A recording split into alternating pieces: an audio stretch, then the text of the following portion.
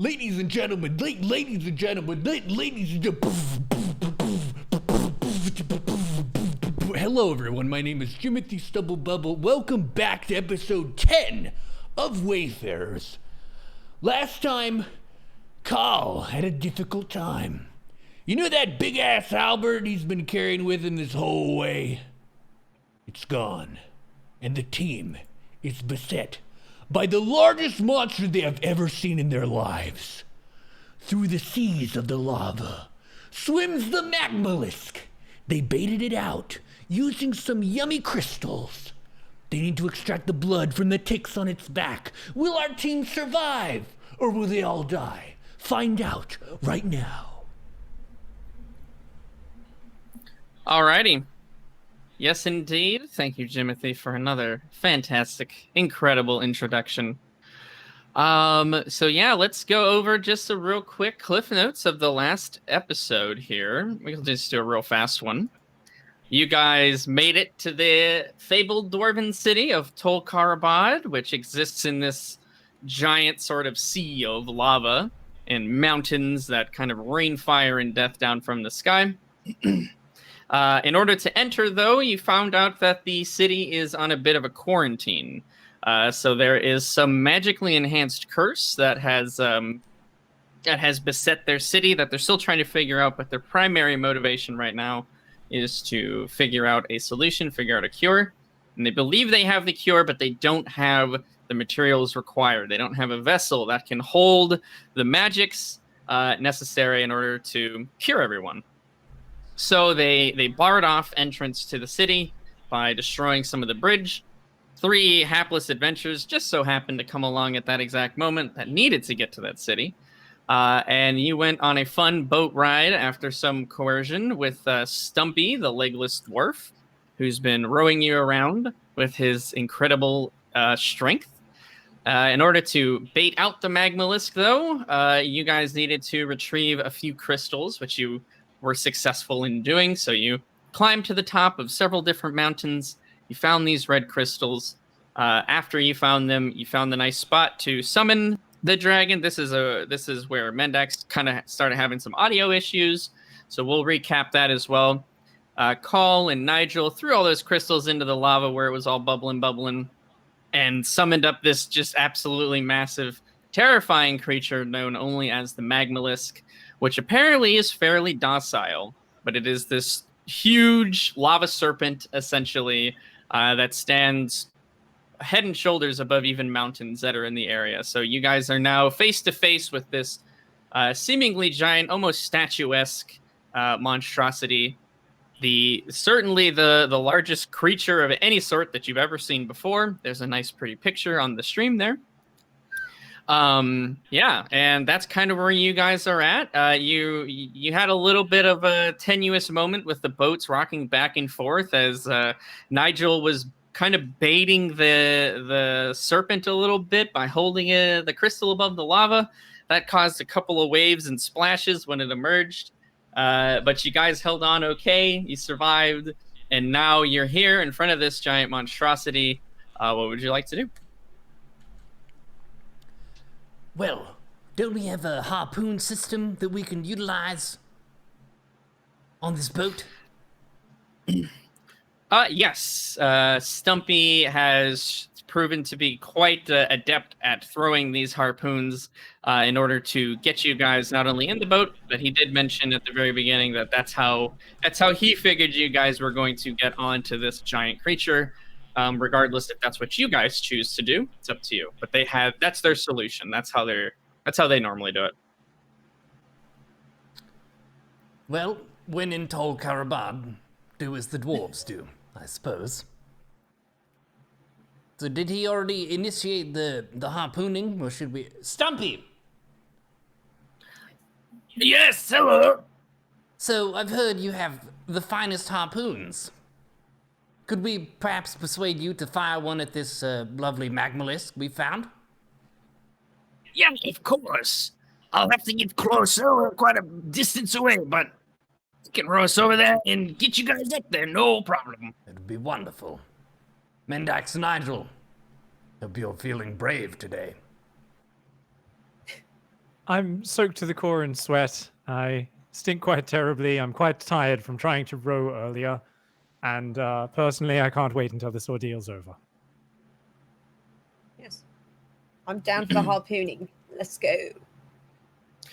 Okay, absolutely. So seeing that everyone is on board and your resolve is as strong as ever to approach this absolutely godlike creature, essentially, Stumpy will continue humming his tune and kind of row you guys forward with those giant stone oars that Nigel had the pleasure of moving last episode.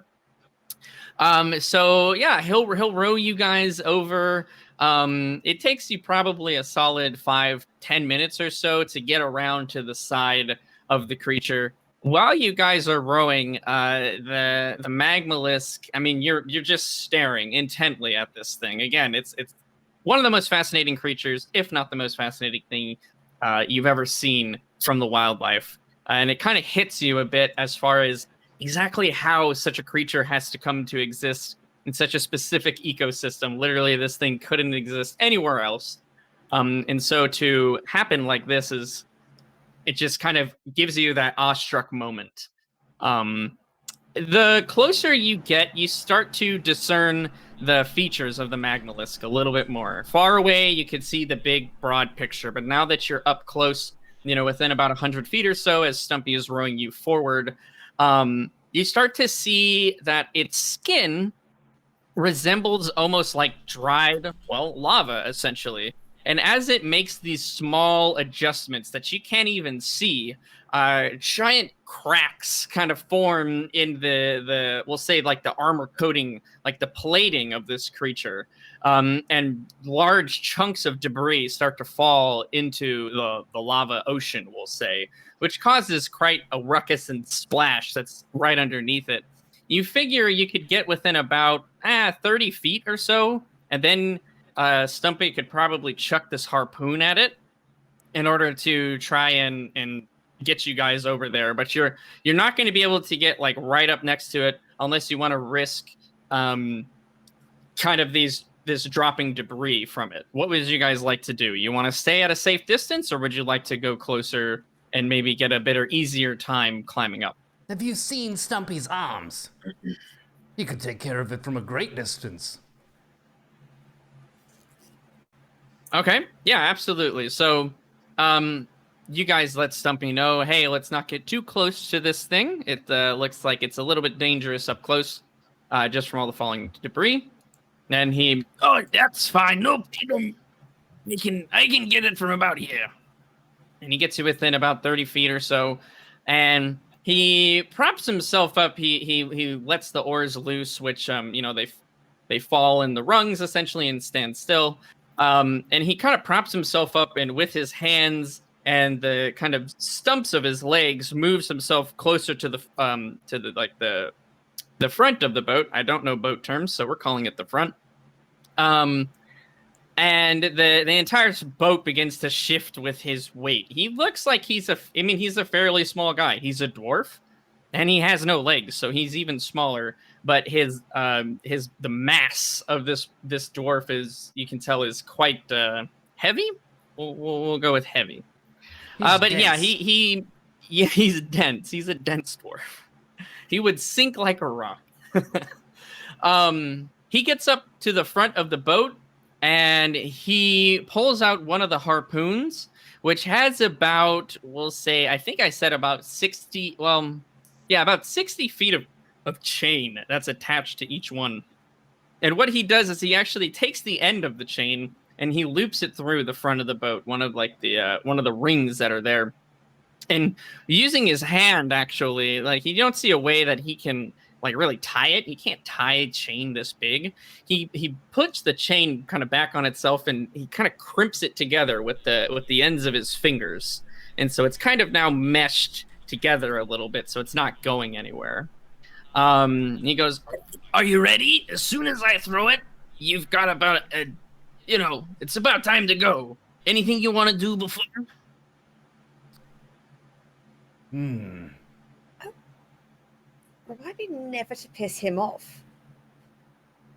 He's a strong dwarf. That is insane. Wait. Did you hear that? Hmm. Did you hear something? How hot does the chain get once we've cast it over on the harpoon? I mean, it's still above magma, so the heat. How quickly does that chain get hot? I'm asking Stumpy. Sorry. He'll kind of shrug his shoulders a little bit. Pretty quick. He doesn't know. I mean, yeah, you're right. It's over lava. You would imagine it would get hot pretty fast, but he's not. He doesn't have the laws of thermodynamics in his head and heat transfers.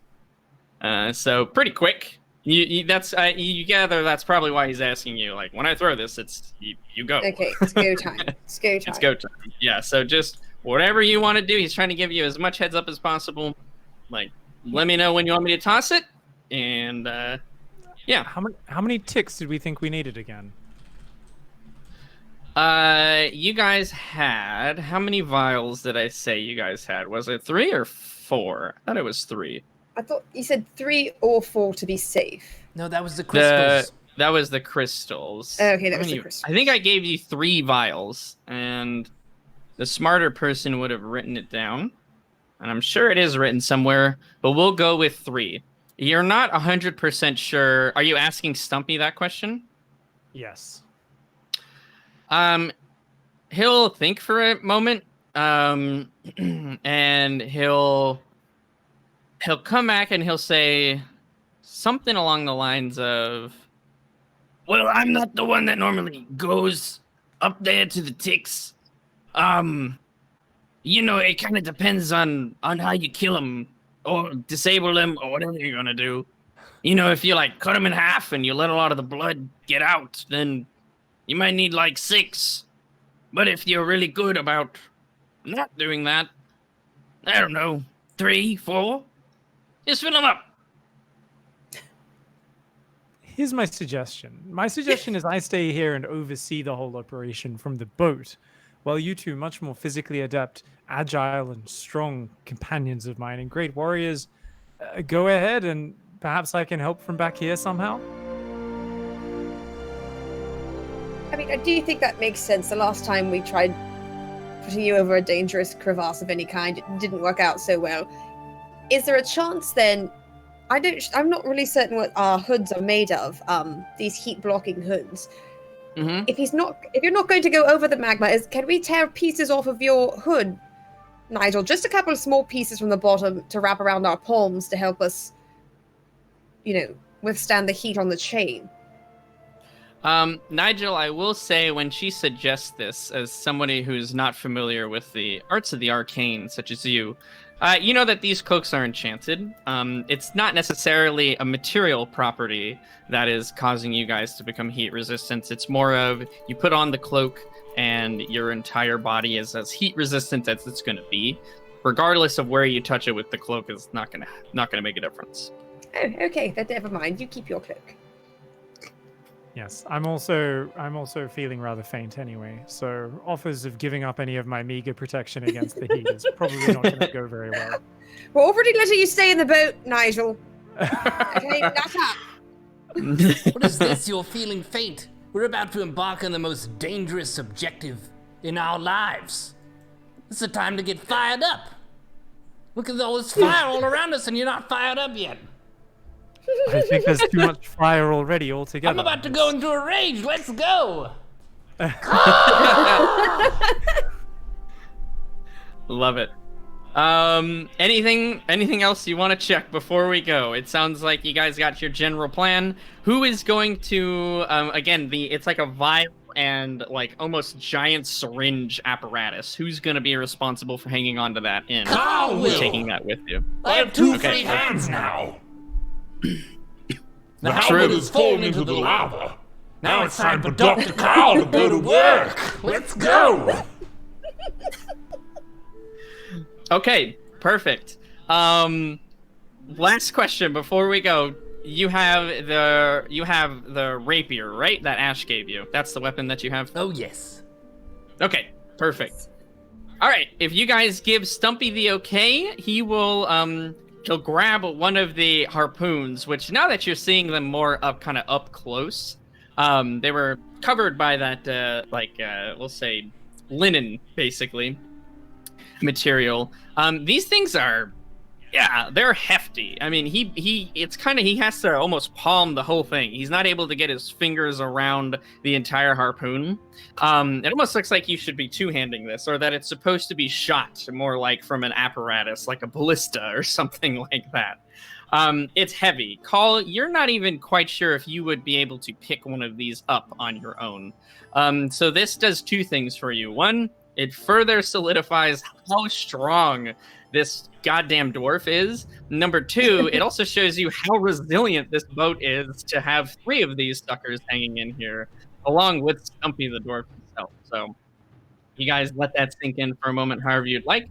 So he'll go, all right, hang on to the sides. It might get a little bumpy. So once he sees that you guys have kind of grabbed onto the seat or grabbed onto the, ledge, whatever it is you want to grab onto to feel safe, he'll kind of aim a little bit, he'll sway slightly, and then with just a massive burst of air almost, he lets loose this harpoon from his hand, which propels your boat back about 5 feet or so, just from the force of being thrown. You see the harpoon glide through the air very straight. You hear almost like a whistling as it cuts through the wind in the air. And towards the top of one of the crests of the Magmalith, it's like kind of snake-like in fashion. We'll go with the traditional how the picture looks, right? Where there's valleys and peaks to this creature. He throws it towards like the middle section of one of the valleys, and you don't hear when it lands, but you do see that it is firmly kind of stuck into the side of this creature. You see in the area that it lands, a lot of that dried lava chip off and fall once again into the lava ocean around you guys. Look, the harpoon has penetrated the beast. Now we can climb across. Yep. So he has 2 more technically. If you want, you can just use this one line. If you prefer, he could throw another one or even the other 2. It's up to you guys. However you want to do it. I do think perhaps having a second one there, just in case something were to happen to this first one, we'd have something to quickly try to snag onto. Stumpy, go throw it again! Throw another one! Go, Stumpy, go! Yeah, absolutely. He'll do the same sort of procedure where he will take the end of one of the chains and crimp it so that it's really fastened well to the boat, and he'll go back to the end of the boat again and kind of row you guys a bit forward to make up for the distance that you all got pushed back by the force of the first throw, and then he will proceed to throw the second one once again. He gets it within about probably 10 feet or so of the first harpoon that he threw, so not as much debris falls into the lava as a result of this, but you can see it's almost like two circles that have intersected somewhere towards the middle. And where that intersection, well, not where the intersection happens, but where the debris has fallen off, you see underneath, it is a very almost glistening, glowing, like rust red scale beneath. So it's these massive scales. You can almost see almost like light beneath the skin in a similar fashion to how the mushrooms were in the spider cave, where you could see these sort of pulses of light going through the mushroom. You see similar types of pulses, but more consistent, almost as if there's like lava flowing beneath this creature's skin. Whether that's blood, whether that's something else, who knows? But the Magmalisk itself, from all of these harpoons being thrown into it, it doesn't move in the slightest. It doesn't care. It's kind of just chilling. But 2 harpoons stuck into the side of the Magmalisk. Well done, Stumpy. All right, we can go at the same time now, honestly. I mean, yeah. Let's get this over with. You ready? You jump, I jump. Go team, I'm offering my moral support. Carl's going in. Okay, so as you guys begin to climb on the chain, kind of hand over hand, and you're keeping your legs tucked in, we'll need a series of athletics checks. But before we do that, who has the gloves of spider climbing equipped? You remember those gloves that you got from the druid? Hopefully somebody has those. It wasn't me, I don't think. I believe I got those. Yes, I think so. I've normally been quite good with my inventory, and they're not there, so I'm not sure if this was the one thing I think Carl had them. I'm almost positive we made Carl take them because it was from his, it's from his druid. It would be. The question I have for you, Carl, is would they be on? Would they have been on now? Mm-hmm, right now. I was in a rage. I didn't really think too much. I was just hyping up the team. Okay. No worries. I'm being That's honest what I'm here. checking. Thank you for your honesty. As you begin to climb, you remember those nice gloves that are safely secure in your waist pocket, but you don't feel confident enough to grab for them as you're hanging over lava. That's okay, though. A rage does still give you, you get advantage on strength checks and saving throws. So the check that you guys will have to do is athletics. So that will give you advantage. Mendax, however, that won't give you any sort of advantage. Nope, You're just not a your single regular bit. old self. Yeah. Mhm. Alrighty. Let's go ahead and get these rolls. First athletics checks from the group. What do we got here?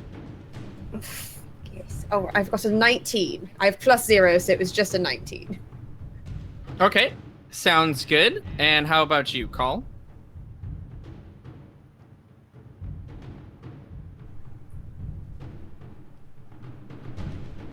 Motherfucking 20. Nice. Okay. Your first attempts to start climbing up this rope, or this chain rather, it goes very well. You guys are handling it like champions. Mendax, you're less accustomed to climbing like this and more accustomed to walking on like tight ropes almost, which keep in mind was definitely an option for you if you chose. I might be doing that all the way back. Yeah, so try to. This will be a good kind of learning moment. Play to your character's strengths. You're super proficient in acrobatics. You have no pluses though in athletics. So climbing, not very good, but balance, very, very good. So just keep that in mind. You guys are doing great though. Yes, the lava beneath you though, it is still very hot. It is beginning to heat you up very quickly as you're not in the safety of the boat anymore. You make it a solid, we'll say 15 feet for your first check. Let's go ahead and check again. How are you guys doing? It likes me. It's my favorite number tonight. I got another 19. All right. How about you, Call? And keep in mind, Call, you have advantage because you're in a rage, so you actually get to roll 2d20, take the highest. 21. Perfect. You guys are feeling great. The chain is a bit warmer than you would like, but at times even you're able to kind of relax your hands for a moment and hang there a bit. You're feeling very confident, even enough to do that, where you hang there just with your legs locked in place to let your hands cool off before you start attempting to go further on the chain. You make it another 15 feet, so 30 feet now up the chain. You got another 20 feet to go or so. You're feeling confident, though. Let's go ahead and get one more.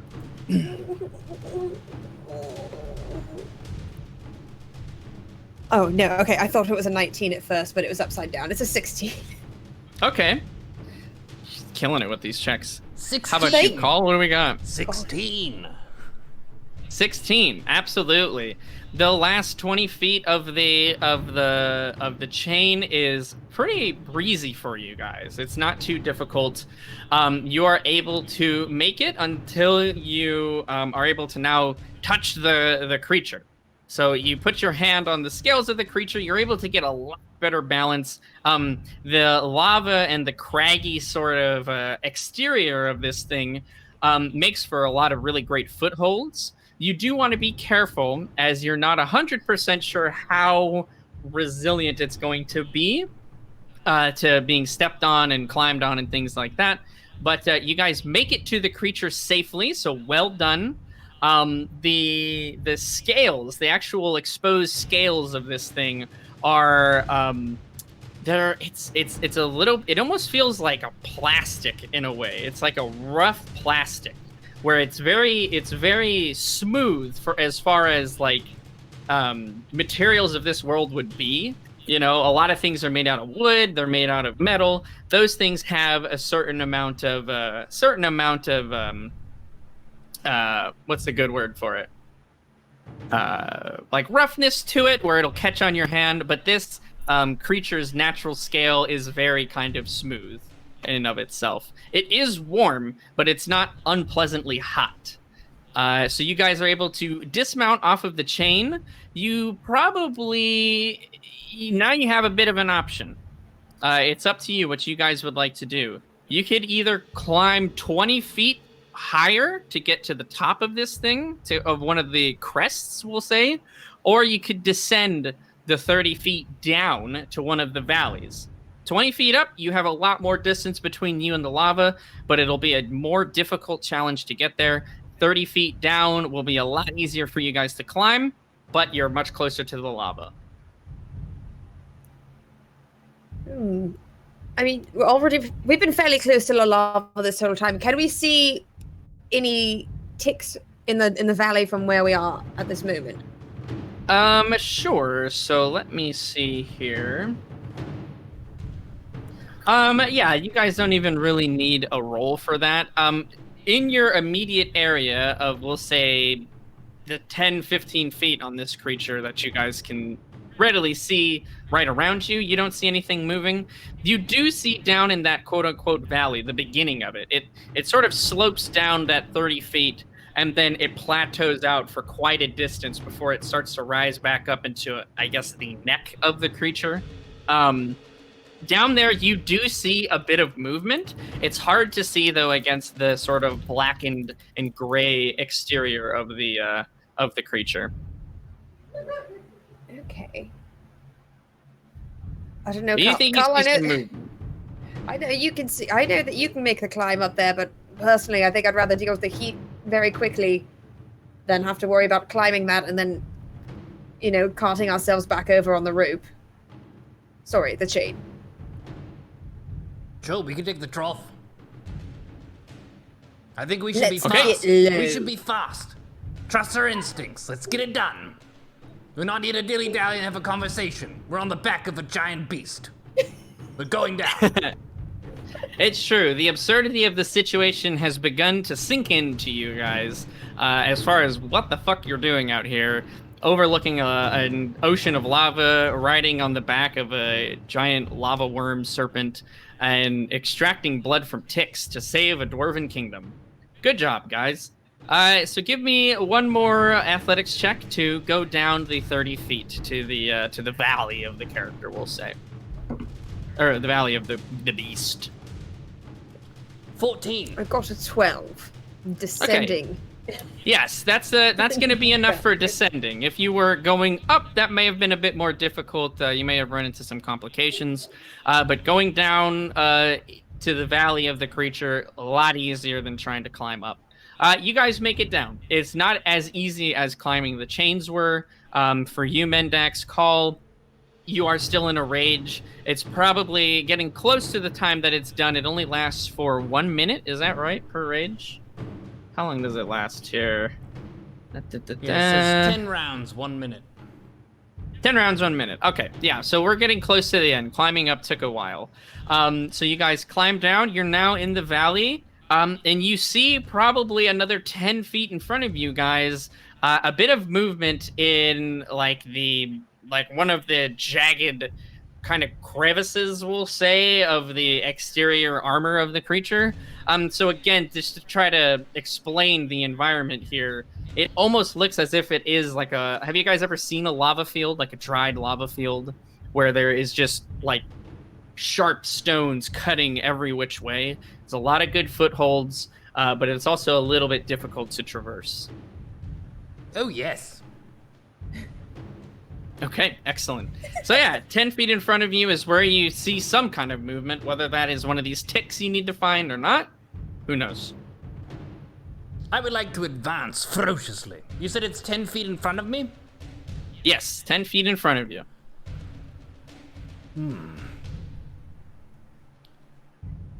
Is my rage still active? At this, it'll be active for maybe, we'll say, the first round of a combat, if you were to immediately move and try to engage whatever this thing is. Well, I would like to move and sort of engage whatever this thing is. Okay, fantastic. So you pull out the rapier and you advance forward. You're not here to mess around. You are here to get this job done and get the hell out of here. You have a clear and present sense of the danger that you guys are going to be facing if you take too long. You move forward. 10 feet is enough for you to get there, but on this terrain, we'll say your speed is going to be halved. But you have a 30-foot movement speed, so you actually have a little bit of extra you could have gone. It wasn't too far away. In the movement was coming from a bit of upturned rock and stone, the lava, the magma rocks, or whatever you want to call them, the lava rocks, essentially. It's kind of down beneath the rocks. It's not like up on the surface where you guys are. It's closer, probably on the scale of the creature. How do you want to try to attack this, Call? You would have to probably just try to stab through the rock, which might cause some damage to the rapier itself. Or do you want to try to get some stuff out of the way? Could I use a tail attack and go around it? Go around it. So, just to explain it again, to make sure, you're standing in front of you. There is, think of it like a pile of rocks, and this thing is underneath the pile of rocks. Oh. Yep. Could I not just But you could stab use it into it? You can, but depending on how well or poorly you roll, you might damage the rapier, as you're essentially stabbing it into a pit of rocks, which swords are not super great at. If you're fine with that, then go for it. I just want to tell you some of the consequences of your actions before you do them.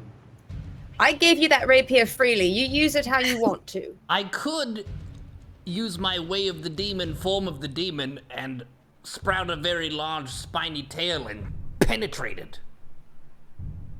Absolutely. You could try to like smash your tail down into there. Absolutely. That's one of your class features now that you've chosen the way of the demon. I'm a goddamn Would you like to crazy do bird. I'm gonna hit it with my tail. Blah!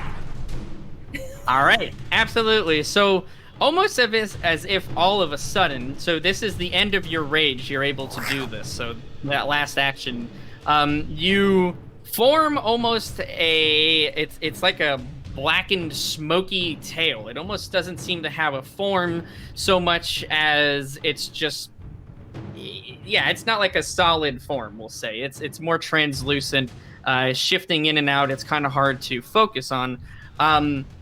If this is the first time you've ever done this, you're kind of aware of your ability to do so, and you kind of almost like a scorpion dart down with this tail into the mass of rocks. Go ahead and roll me a d20. It's going to have a bonus to its AC because it is pretty protected by these rocks, but let's see if you can do it. Shit!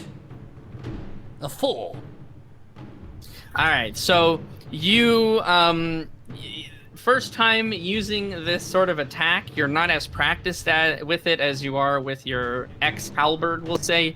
You're not quite able to pierce through all of the rock and stone that's there, but you do clear out enough of an area that you see shifting from the small pebbles of the area that you demolished, essentially. And you see almost what looks like the back of like a very dark, stony-looking crab. As it kind of shifts around and the rocks now are moving a bit more violently as you freak this thing out. That is going to be your action, though. Mendax, what would you like to do? I had a question. Oh, yes, go ahead. Can I only do that once per day? That was the thing? Once per rage. Once per rage? Yes, Oh. once per rage, you can activate your form of the demon. When you enter a rage, you can transform, manifesting a natural melee weapon. Each time you rage, you can choose whether you do, like, the bite attack, the claws attack, or the tail attack. Yes. I think technically you do have to pick that at the beginning of your rage, but all good. This rage is probably over anyway. It is now over, yes. It was a good rage. We tried. Yes. Mendax, what would you like to do? Do I have clear vision on this tick? If you're trying to line up for, like, a ranged attack with, Yes. like, a bow and arrow, no, you do not. God damn it. Okay, well then I would like to rush forward to get closer. Okay, you do so. Again, difficult terrain, so it's about half of your movement speed, but this thing is close enough. You can get up there. You see the sort of indent in the sort of rocky debris, and you see, again, beneath the surface, closer to the scale, almost as if it's latched on, is what looks like the back of a stone, like a stone black crab. And how close am I now? You're right next to Call. Yeah. You're like right on it. I could pick it up?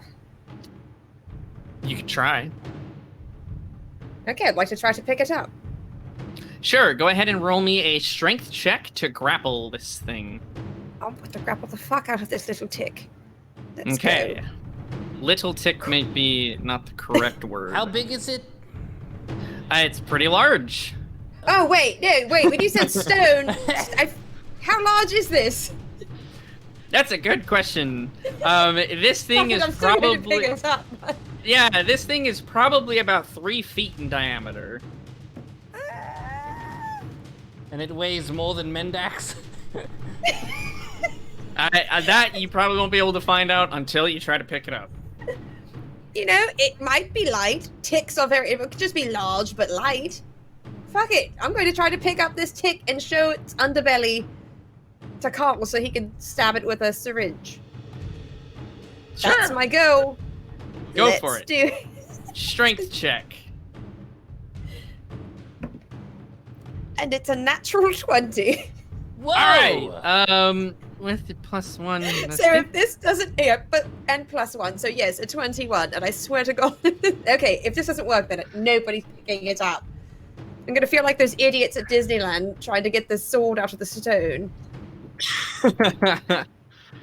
Okay, let's see. Whoa! I'm trying to get my own rage on.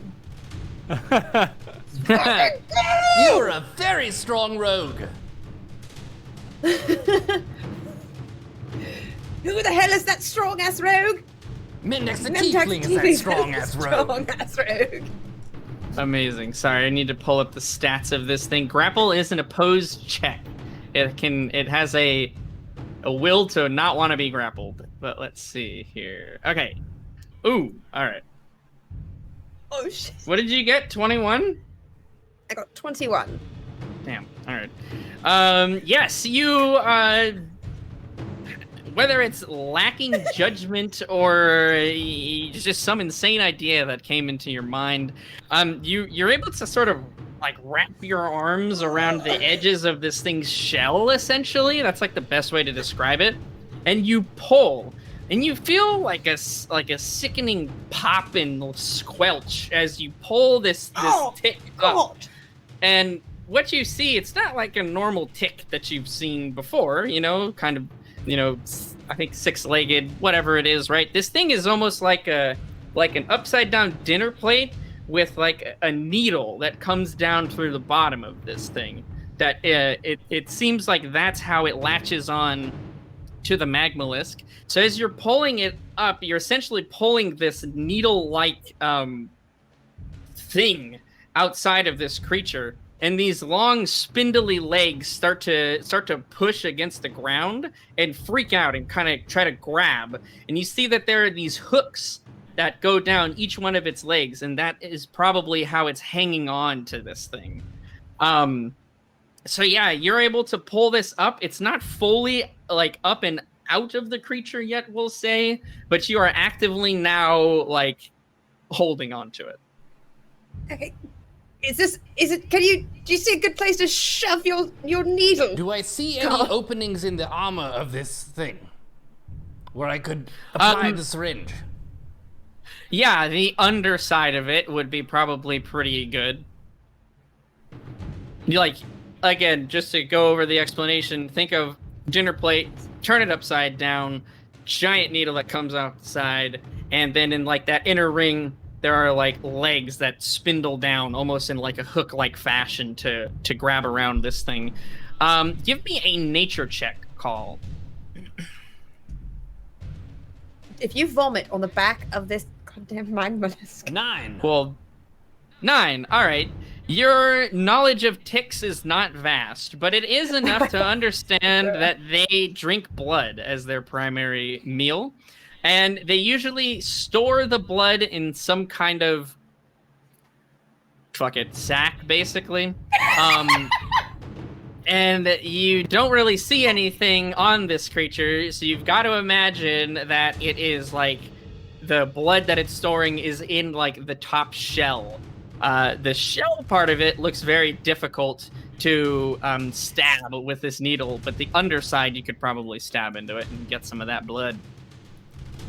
Well, then I would like to, as you said, stab some of that and to get some of that blood.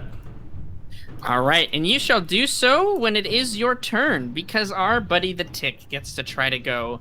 It is being coerced off of its meal, and it is not a fan. It will try to break free of your grapple. Give me another athletics check, Mendax. I swear. It's a 19 again, I swear to God. All right, so Mendax brought her cheater dice today. Fantastic. And, okay, this is a die from Cobra, so... Oh, okay, so Thanks, Cobra Cobra. Venom. Yeah, I see how it is.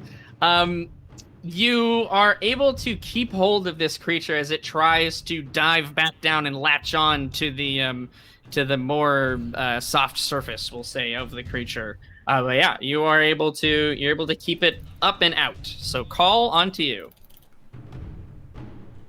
Well, I would like to, as I was saying, before I was interrupted by this tick's futile attempt to break the grapple, I will stab beneath it to get into the sweet spot. All right, absolutely. So, yes, you essentially take this giant syringe and stab up into the underbelly of this tick, and you begin to extract the blood out of this thing. The liquid that fills this vial is like, it's crimson in color, but it's basically like glowing crimson. It's like its own light source, and it's actually very bright, which makes sense from what you guys saw earlier near the harpoons. You are able to fill up one of the vials completely from this tick, and you see the shell carapace of this thing begin to slowly deflate as you extract the blood from it. As you're doing so, this thing does lash out with its legs. It is being actively attacked, and it is not a fan. It is going to try and attack you as a response call, as you're in a bit of a precarious situation. So let's see if it's able to do any damage to you here. 1 second. What's your armor class there, Paul? 17. Oh, god damn. All right. Oh, yeah.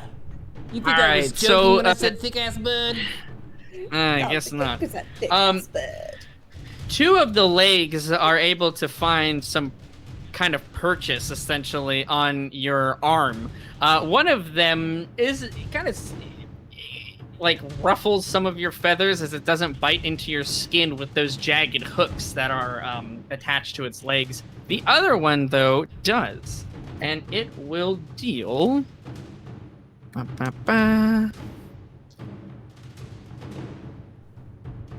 God, fucking useless ticks. 5 damage. In your stupid tick faces. Oh, Alright. that's down from 48 hit points. I'm hurt. Careful, Carl. You can only take like 9 more of those. Yeah, yuck it up. He's going to kill us. You have filled up one of the vials completely now. What would you like to do? The tick itself, the carapace of it looks very deflated. It's not as enlarged as it was before. It's We'll not just quite lean into it. as engorged. Yeah. So you could. You've taken all the blood. Could you not just place it back down where it was? Where It's a little bit limp. Yeah, I'll just set it right back down where it was. Yeah, you start to loosen your grip on this thing, and you don't have to let it back down. It will forcefully sort of propel itself back onto the hide of this creature. Like, you gotta look at like the needle that was coming off of this thing. It basically looked like a metal needle, and when this thing just slams back down into the creature, the magmalisk itself makes no sort of movement. It just doesn't care. Right. Well, that was quite successful, and we didn't even have to kill it. As a bonus action, I would like to give Mendax a crisp high five, just real quick. Absolutely. All right, go ahead and roll me a coordination check. Can you both just roll me a Oh, I d20? rolled a 2. Oh, I Alright, well, rolled a she- 16. I was gonna say, if you both roll the same number, it'll be like the high five to end all high fives. So it was a Oh, pretty good high damn. five, but it like wasn't the best high five you've ever done. It's okay though. We'll do better next. When we're not on the back of a magmalisk in a lake of lava surrounded by, blood-sucking giant ticks, we're gonna high five so hard! Yes! Indeed. Give me a perception check from the both of yous. Solid. Wait, do I have any bonuses? It's a 13. 15. Perception. Oh, it's a 14 now. Okay, and what was yours, Call? 15. 15. That is going to be good enough. So, you guys start scanning the horizon. You're looking around just from where you are here, trying to find any more movement in the stones. You see probably about 30 feet away, Call, there's another brief movement in one of these stacks of stones. I would like to go investigate this movement in the stones. Fantastic. We'll go ahead and pause where you guys are, and we're going to go back to Nigel. Nigel, I hope you haven't tuned us out all the way here. Well, but right you and now I'm sitting in the kiddie seat in the back of the boat, and my legs are swinging, and I'm humming to myself, and I'm wondering how long Mum and Dad are going to leave me in the car park. Honestly, got you. Well, you and Stumpy have been just kind of idle chit chat here and there. If you have any specific questions for him, you can use this time to ask him. If there was anything in particular you wanted to know, is there anything you wanted to ask him before I move on to what I was going to do? Stumpy, have any visitors that aren't quite as used to the heat? Have you ever seen any of them die from how bloody hot it is here? Well, die? Yeah, I think so. Fantastic. Well, I think you might find your second one if they don't hurry up and get back here. I am Oh, not I'm made sure they're for doing this great. climate. Where I come from, it's much cooler. And this is absolute hell. I don't know how you live here. Well, Stumpy was born here. Stumpy will die here. I'm sure that's the way of the world. Well, you made of stronger stuff than me, Stumpy. We're just made out of different things, Nigel. That's all. Stronger, softer. It's all relative. And you guys will, just chat about random stuff. You have a couple, random questions about the locale you're in. You use this opportunity to kind of prod and question one of the locals who seems very familiar, and you learn about the history of this environment and how eons ago this used to be a lush green forest, but then one of the dragons of the time scorched this area in some cursed fire, essentially, and began all of these eruptions and changed the area forever. And the dwarves, with their mastery of the earth, sort of moved in and made their way into one of the most fortified positions in the entire world now, which is Tolkarabad. You guys are having a fairly pleasant conversation, actually, but he interrupts himself and he starts sniffing the air. Oh, no. Not today. Oh, damn it all. And he's sniffing ferociously. Oh. Damn. Nigel. We're gonna have to move, boy. Grab one of those oars. What is this? And he's gonna sit back down in his seat and kind of push you down next to him and point at the oar that you were grabbing before. He'll go, Jesus, not again. It only happens once, maybe every 3 years. It's the worst luck that it would happen today, though. Gods, why today? Jesus. All right, I'm going to pick up the oar and once again try and work this ridiculously heavy and arduous task. What is it? Is it? What can you smell? Rain. Rain? and yeah, with that, you will see in the sky kind of a different formation of clouds than the black smoke that's been sort of billowing in the air and filling up the area. And you do kind of see some flashes of thunder. It's lost in the general noise of the area around you, but very quickly, within maybe just 10, 15 seconds or so, you begin to feel the slightest pitter-patter of rain. Just legitimate rain. Nothing crazy about it. Not acid. It's not raining fire. It's just straight up rain. But Stumpy is freaked out, man. He is paddling this oar as hard as he can to get you guys as close to the Magmalisk as possible. And within maybe just another 20 seconds or so, it begins to shower pretty steadily. Now, rain normally wouldn't mean anything, but you guys are in a literal ocean of lava. And the lava around you sizzles and cracks and hisses at every droplet of rain that hits it.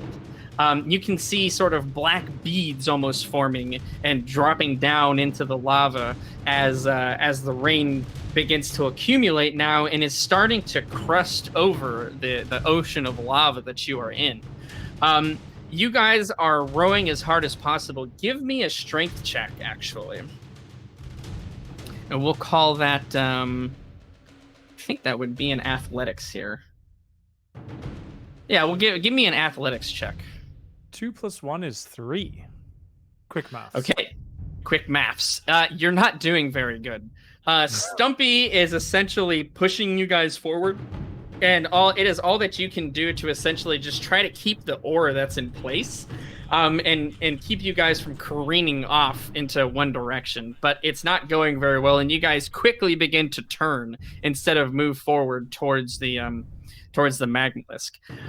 Soon enough, though, you realize that you're not being pulled by Stumpy anymore, and that the Magmalisk has begun to move in a significant way. The crest of the Magmalisk that you guys had harpooned into is now beginning to lower down, and the entire serpent is beginning to shift slightly and move forward in through the lava as it is visibly now pissed off at the rain that's happening to it. So we'll come back to you in just a second, Nigel. Mendax and Call, go ahead and give me acrobatics checks to see if you can keep your balance here. 9. Okay. How about you, Mendax? What'd you get? Oh, I think you are muted. Sorry.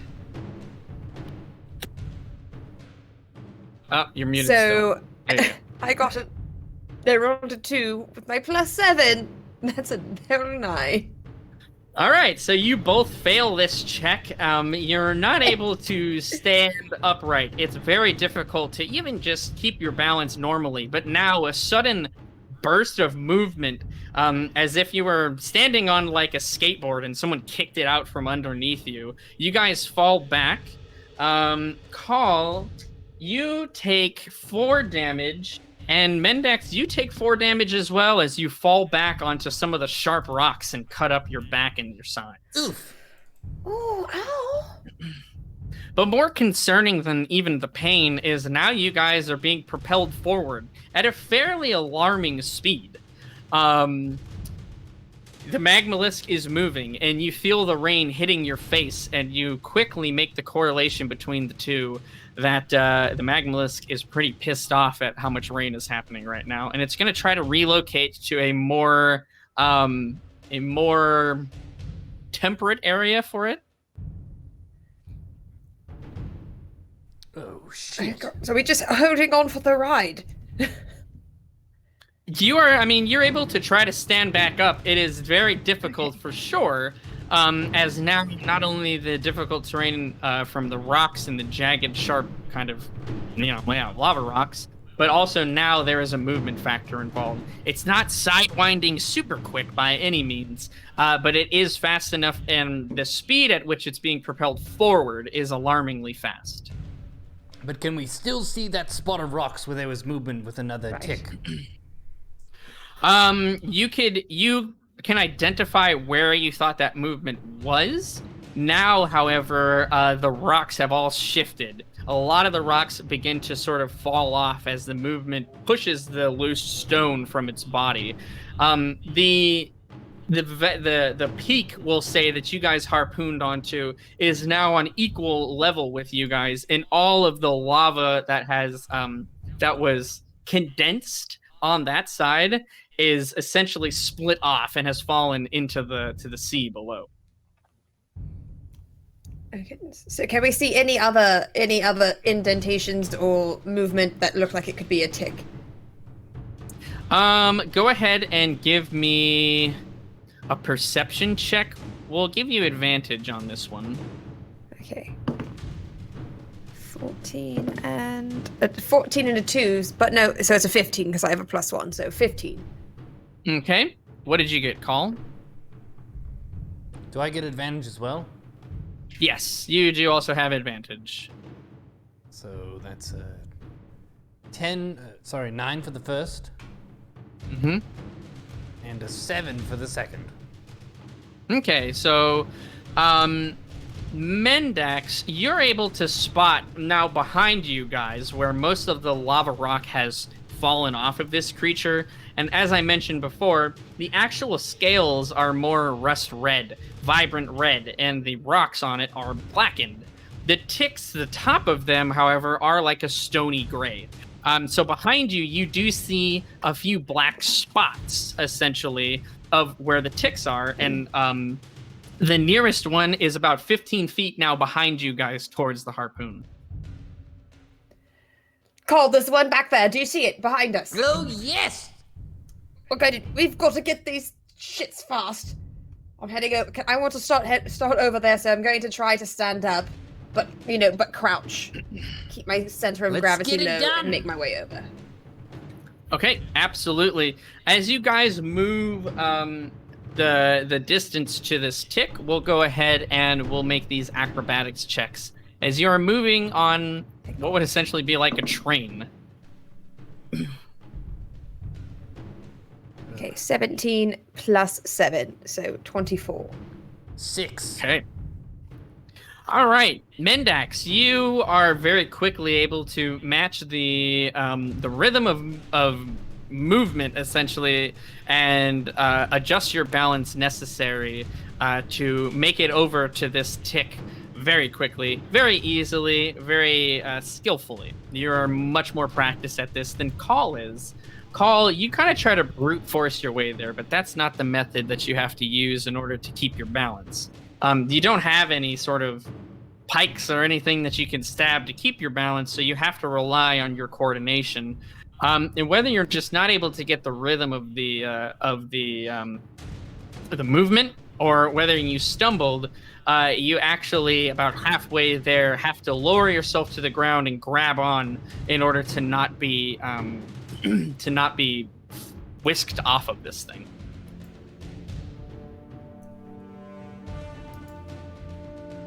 So, Mendax, you are at the tick. Call, you're about halfway there, and you need to hang on for a moment. We will quickly go back to Nigel. Nigel, you and Stumpy have been paddling for your life. Give me one more strength check to see if your situation has improved at all. I'm digging deep, and I've got myself a roll of 7 that time. Athletics again, or strength? It's going to be athletics for this one. So if you have any bonuses there, you feel free to apply. +1, so 8. Okay.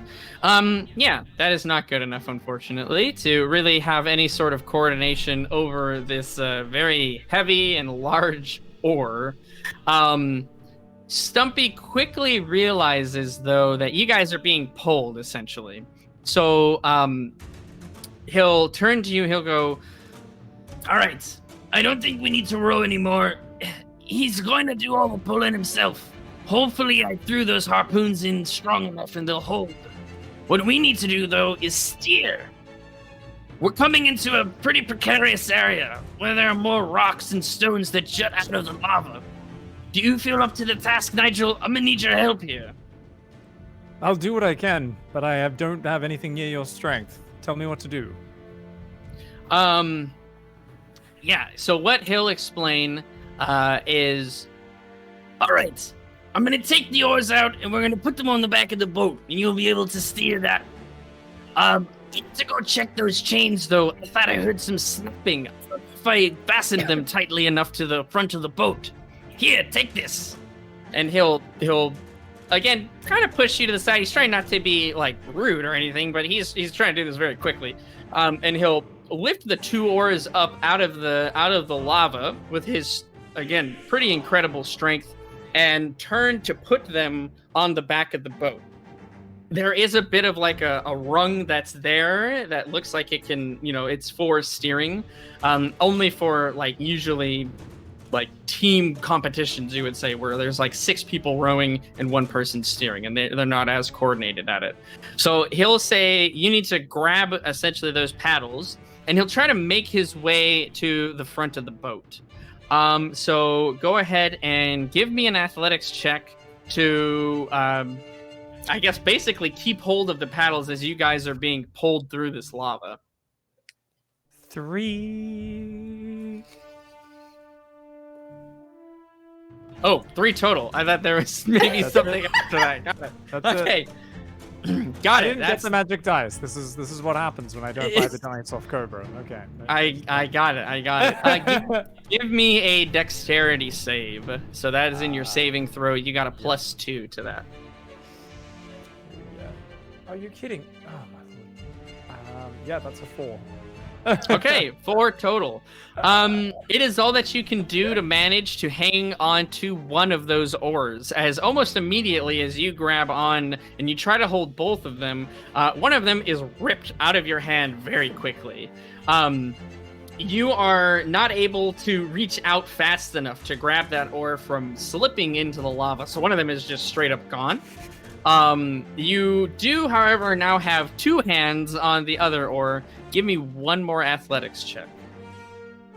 Oh jeez. Come on, Nigel. 14.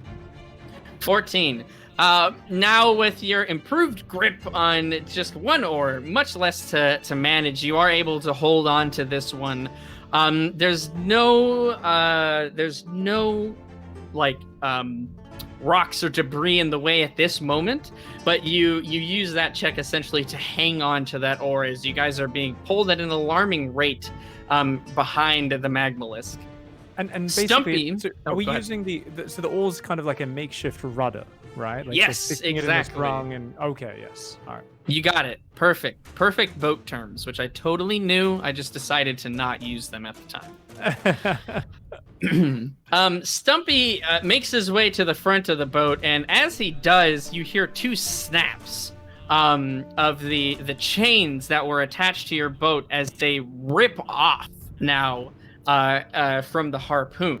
Stumpy is able to grab onto them, however, before they fully kind of leave you guys stranded, but he now has to stay there, both chains in hand, essentially holding on and keeping you guys attached to the Magmalisk.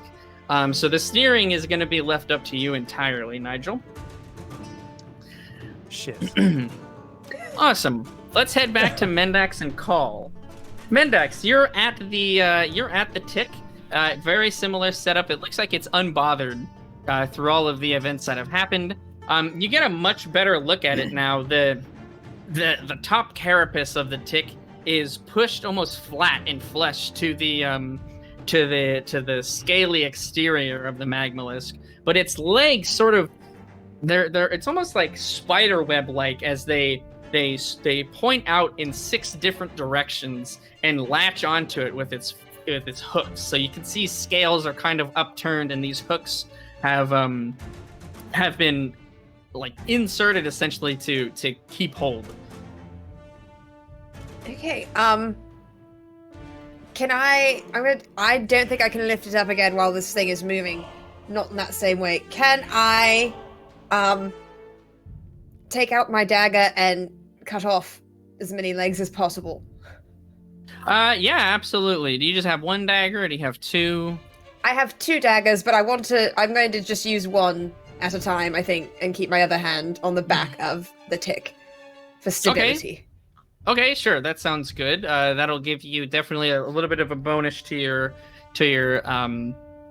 acrobatics, we'll say, to stay hanging on here. Go ahead and give me an attack roll. Okay. 14. A 14. Okay, you are definitely able to hit. It's a stationary target, so it's not very difficult. But again, the movement is making this a bit harder than it would normally be on a stationary target. You go ahead and give me some damage. How much damage did you do? Let's see, 1d4 plus 3. Ooh, 7. So it's a 4 plus 3, 7. Okay, yeah, you're able to cut off one of the legs of this creature. So one of the legs kind of almost like cutting loose a rope from a boat that's moving very fast, kind of just flips off into the distance, like immediately taken by the wind, and is just rolls off on the back of the Magmalisk and into the lava, essentially. But one leg down. Call, you are feeling confident enough to try to move forward again. Give me a acrobatics check. Who's that acrobatic bud? Ah, not the most acrobatic. 9. All right, you are able to make it another 10 feet before you feel the similar uneasy and unsteadiness of the Magmalisk's moving. It began to sort of, you guys hit one of the bends of its movement, and that throws you off balance. Again, you have to stay low to the ground and clutch on to whatever you can nearby to keep you steady and on the back of this thing. So that is going to be your turn. You're about 5 feet away from Mendax at the moment, I'm having and you're trouble, hanging Mendax. This thing is moving a lot. Don't worry, Carl, I got this. Just don't stick yourself with anything. I'm hanging on. Well, I will just keep in mind that Call has the syringes in the vials, so you kind of do need him for at least one part. All right, Nigel, back to you. Stumpy is like wrapped these chains around his arms, and his muscles of his forearms and his arms are bulging. You can essentially see the heat it's seared his skin a little bit, but it doesn't look like it's bothering him one bit, as he is just holding on as hard as he can to keep you guys attached to the Magmalisk here. The wind is rushing. You hear him say something, but you can't make it out. It's too loud. All forms of communication between you and Stumpy are going to be too difficult to do. You do, however, see in the distance probably what Stumpy was yelling about, as there is just a kind of a jagged peak that's coming out of the lava right smack dab in front of you guys. Give me an athletics check to try to dodge out of the way. That's a natural 20. So 21. Fuck yes, my friend. Absolutely. You are able to sort of just pull the rudder to one side, as hard as you can, and whether you hit a looser patch of lava, or if you're just getting, in fact, stronger, Pig, you are able to careen the boat off to the right side of the peak, dodging it easily. You have a wide berth between you guys. You are in no danger of hitting this thing. That is a very wide berth over there. That's well done. Give me a dexterity save. Yeah, that's a 14 plus 2, 16. Okay. You are able. You're pointing forward. You're looking ahead of you guys, right? Trying to keep an eye out for any of these peaks or rocks or anything in the water, or the lava, rather. Excuse me, that you need to avoid. You see a fairly large flake of stone lava chip off the side of the Magmalisk, and you're able to dodge out of the way quickly enough for this thing to avoid hitting you smack dab in the middle of the face. But you are very quickly awakening to the danger of this situation.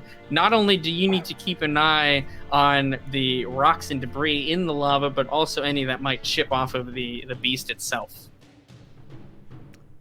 Holy crap. Part of me would... How long do you think it would take me to get off a minor illusion cantrip?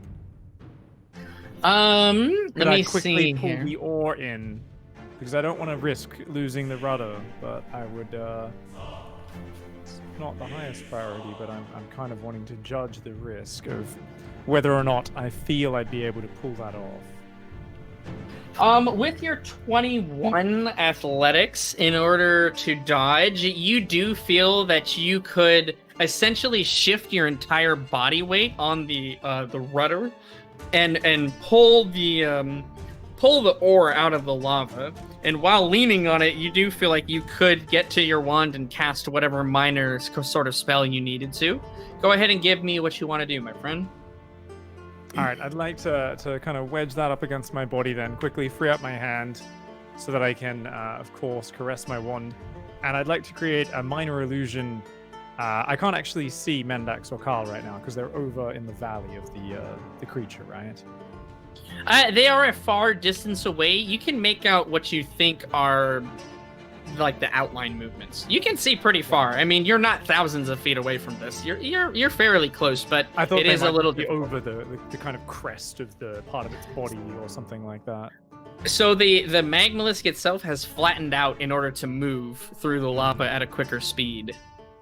Ah, okay. All right, well, what I'm going to do is I've got a range of 30 feet on this, so I'm going to create a minor illusion sound 30 feet directly above me, and it's my own voice shouting, "Get the fuck back to the boat! Shit's going bad, now!"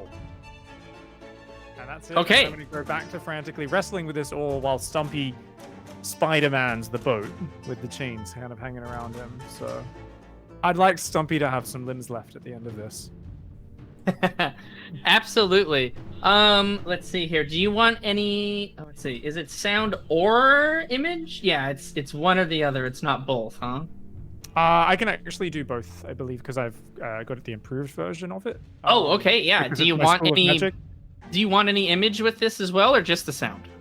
Actually, that is a good idea. Since you've prompted, lovely DM, there's going to be a big, giant, glowing red arrow pointing down at the boat. All right. Absolutely. Call and Mendax, as you guys are sort of you're wrestling with the beast, will say, you see off in the distance towards the boat, which you now realize is, of course, being pulled along, a giant sort of blinking red arrow that's just pointing down, very kind of bobbing up and down slowly. And you hear, well, the exact words that Nigel said in Nigel's voice. Uh-oh. Something's going bad? I guess it is raining, which is... It looks... That's actually nice. Everything's going bad. Why is this bad? It's hot. This is great. I feel better. I don't understand. Well, it sounds like Nigel doesn't, so we need to get this blood and get the fuck off the back of this shit beast. Sorry, godlike magmalisk. Don't you make fun of my magmalisk. I would like to. No, I love him. He's fantastic, but at the moment, he's being a bit of a shit beast. I would like to gently We pat the all agree. magmalisk a few times in case its feelings were hurt. Okay, I will do You that. do Like, so. sorry, Maggie. It feels consoled. Excellent. What would you like to do? It is still raining, and it's raining actually pretty hard. The scales of the magmalisk, steam begins to rise up from where the rain is hitting it. It evaporates almost instantly, but you can see that glow from underneath the skin is becoming a lot more faint. It was much more vibrant when it was sitting happily and nicely in the lava, but now you can still see the glow, but it is faint. Okay. Wait. Carl, do you think you can make it over here on your own if I start hacking off more legs? Think I can hold it down? Who do you think I am? You're not. He's not even over here yet. He's still holding on. I'm pretty close by. Right? He's 5 feet away, holding on now. Yeah. Are you going to make it over here? I think if you could make it over here and pull this little bugger up, I can take the syringe and shove it into the belly. You want me to pick this up? Sorry, say that again. You want me to pick it up? It's breaking up for me. I'm going to assume you're saying absolutely. Call's coming in fine for me, so I think it might be on your side, unfortunately, you need me to Mendax. pick But it up? Raise it up. Take You want that me to bug and lift it up? lift it on high, like Simba. this is really actually reminiscent of the difficulties in communicating you'd be having due to the rushing wind. So this is intentional. This is on purpose. It's very atmospheric.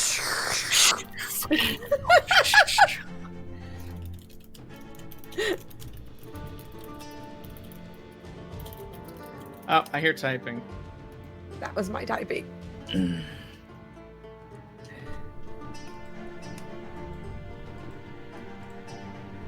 I will go ahead and be the mediator, though, the translator, I guess. Thank you. Call has asked if you would like for him to pick up the tick.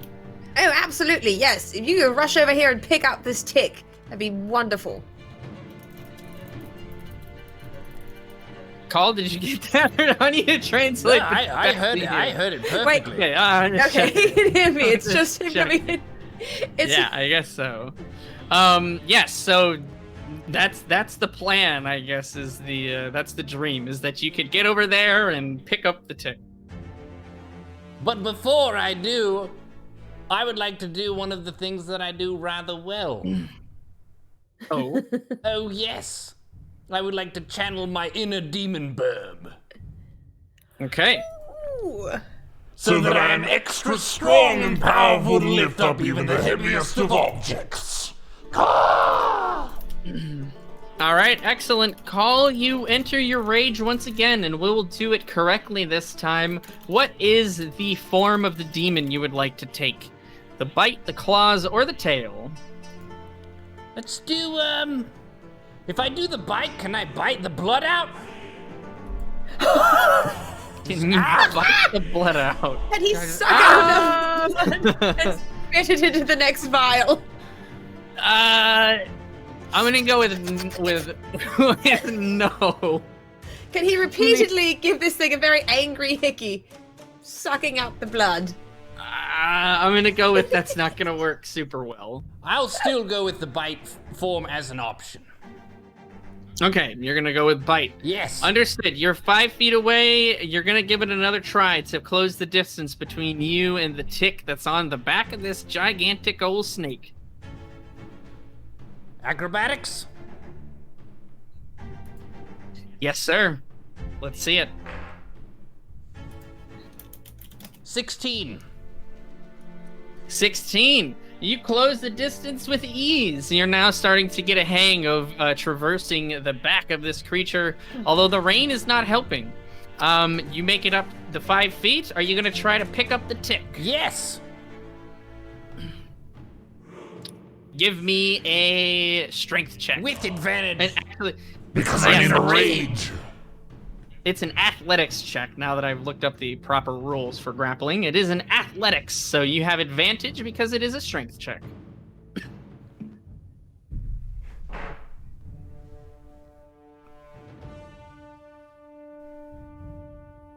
$13. Okay. And a 15. Okay, and is that with your +3 to athletics? Yes. Okay. 15. Let's see, actually, I get an opposed check here, so one moment. All right. The tick is not able to maintain its hold on the back of this magmalisk here as you pull again this creature out from the nice cozy home that it's made for itself and hold it into the air. You can now get a sense of exactly how long this needle is. It looks like it's about 4 feet in length in total. And it just stabs into the belly of this creature. So, Mendax, you're now able to get a clear shot at the underbelly. If you take the syringe from Call, you will have to load in another vial. Okay, I would like to do that. I'm going to load in another vial. Take the syringe. Well, take the syringe and load in another vial and penetrate as deeply as I can. All right, you do so, and you begin to extract the blood out of this creature, again filling up another vial. So you're able to quickly deflate the carapace and take from it the sweet, sweet magmalisk blood that it was storing for itself. Again, that glowing crimson, almost again living in like some nature, has a life of its own. It's not just being moved by, you jostling the vial, but it seems like it almost has some kind of movement and life or mind of its own for a moment. Second vial filled, 1 to go. I would like to put... Yes, all right. Well, we're done with this one, Carl. Have you ever thrown a frisbee? What's a frisbee? It's like a little disc, like a discus. You ever throw a discus? Let's see how far you can get this thing. Oh, you want me to throw it? All Why right. not? I like the Or you sound can of put it that. back down, I guess. That sounds fun. I would like to throw it like a... Yes. Okay, go ahead and give me a what would we do for that? Strength. Yeah, sure, fuck it. We'll give it a strength check. You're throwing something. Who That the makes hell is sense. that strong ass bird? Okay, that was bad. Okay, that was the same as bad. What'd you get? I don't want to talk about it. All right, well, let me know. 6. And what would the plus to that be? Because this is an attack. It's an attack? Yeah. I thought it was a... You're throwing a creature. This is an attack. I rolled a 6. Well, it was a 3, but +3 for my strength. Okay. Got it. Yeah, you are able to chuck this thing. It's not as nice to throw as a frisbee is. So it doesn't like propel itself a great distance very quickly. Nigel, give me a dexterity save. Alright. That is a 16 plus, I think it's a 2. Oh my god. All right, so the quote-unquote frisbee, as we'll call it, kind of catches wind in the wrong direction and turns almost into a sail and a dart as opposed to a nice gliding frisbee. As it's propelled through the air now, you are able to dodge out of the way once again. Give me a... No, you rolled a 16 dexterity save. You're able to keep hold of the oar as you have to shift and twist your entire body out of the way before this needle-like creature stabs through your chest, essentially. Sorry!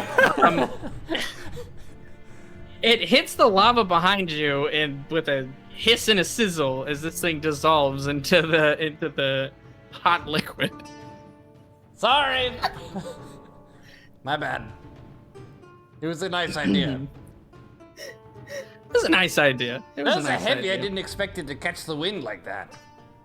You know, it wouldn't have happened if you'd been on the fucking Magmalisk. Just saying. Oh.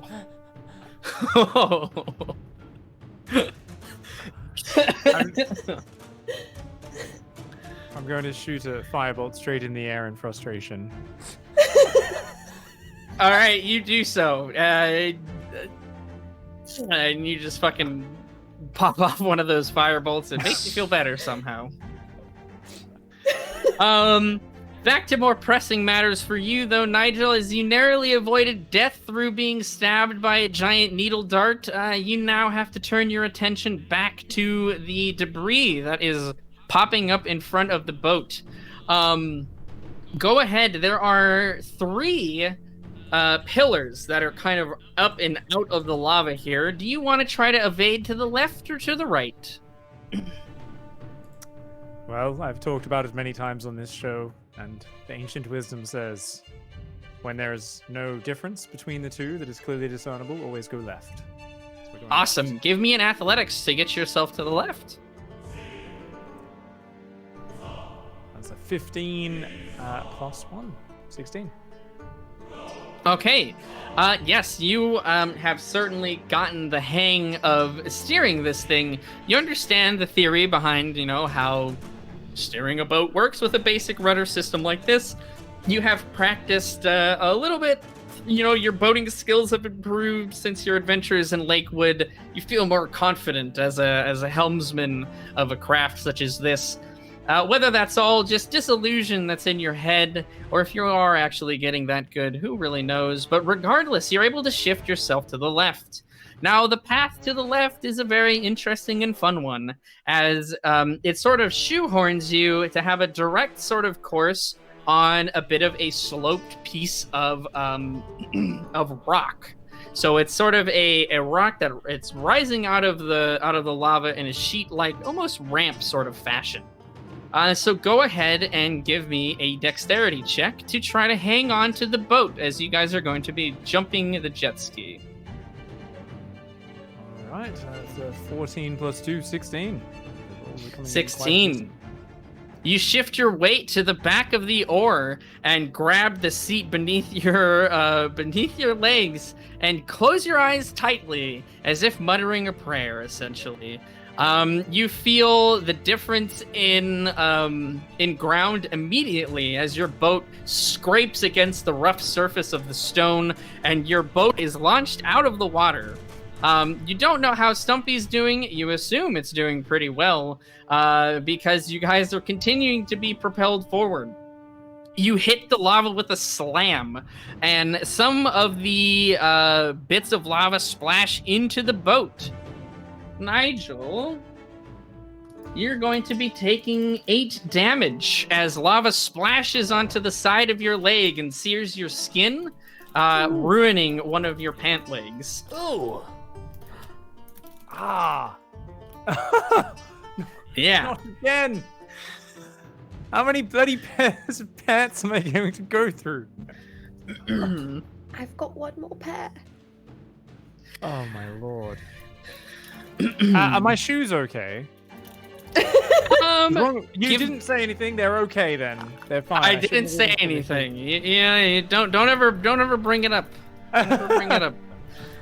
You are able to grit and bear the pain as you feel the searing sort of sticky globs attached to the side of your skin dry almost instantly from the rain that pelts the boat and you and Stumpy. So you have essentially like a rocky carapace that's formed on the side of your calf that is extremely stingy and painful, but you're alive and you are able to continue forward.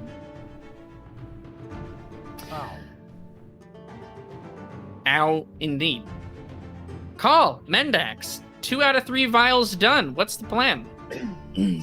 Get that I motherfucking can just third go vial. back. Yeah, we need that third tick, baby. Oh, Let's yes. go.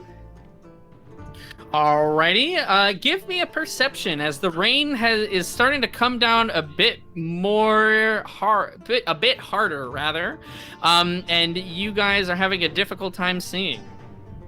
I've got. Wait, do I have a +1 on this? I think. Yes, I have a 17 then. 16 plus 1. I can't see shit. Okay. My What perception did you is get? 5. 5. All right. You're fairly confident, Call, that you're still on the back of the Magmalisk. Mendax, you do see another 20 feet into the distance, another tick that is adhered itself to the side. A quick scan of your surroundings, you do see that the lava ocean, so now it's much darker. The light from the lava ocean has decreased significantly as the top layer of lava has now formed over into a blackened crust. Where the Magmalisk is sort of moving its way through, it's creating these shards, essentially, that are rising up out of the lava, which is making Nigel's job even more difficult than it was before. You guys get the sense that you need to hurry. Go ahead. Okay. Carl, 20 feet! Over there! Where? Let's go! Let's go, go, go! Oh, so I'm going to stay crouched, but I'm going to make a rush for it. I'll just Okay, follow acrobatics. Mendax. I can't see where she's indicating. Oh, that's right, yes. Can I No put my problem. hand out and guide him? Just grab his hand and pull him along I with mean, me? I can see you, Mendax. Oh, okay then. Never mind. Just Okay. don't touch my hand then. Fine. Acrobatics from each of you guys. You're the one who put your hand out. Oh, I've got a groove now. That's a 20. I've got Alright. a 9 plus 7, so a 16. All right, you guys are able to traverse the distance in one fell swoop. What did you get, Mendax, again? 16 total. Okay. Carl, you feel confident. You have your footing on the back of this creature, and you're able to use the slickness from the rain to sort of slide your way the last sort of distance over to the back of the tick here. What's the plan? What are you guys doing? You find the slickness, I'll show the quickness. Gonna get another tick. I'm in my beast mode, bite mode. I can see the area Then where get the up out of rocks are doing the business. thing. Yeah, Yeah. absolutely, yeah. Hawk out. How about I Let's just go. how about I just bite the motherfucking area and just ow? You know what? You can try. You bite the fuck out of that tick. I think it was looking at you weird. I'm an angry bird. That bug was looking at me funny. Ow! That thing gave you the side eye. Ow! I saw it. All right, give me an attack roll. That's a 19, motherfucker. All right, yeah. So I think your bite is in fact piercing damage even. Yes, it is. You stab in your beak. Your beak has transformed with your rage again, almost like a shadowy skin that exists over and extending outwards, formless, but still present. And where that shadowy exterior hits the back of the tick, you pierce through its stony carapace and create almost like a pool of blood, and you can see that glow rising up. You chomp into it, and you regained 4 of your hit points. That's what your bite does for you. Give me the damage roll, which is 1d8 plus 3.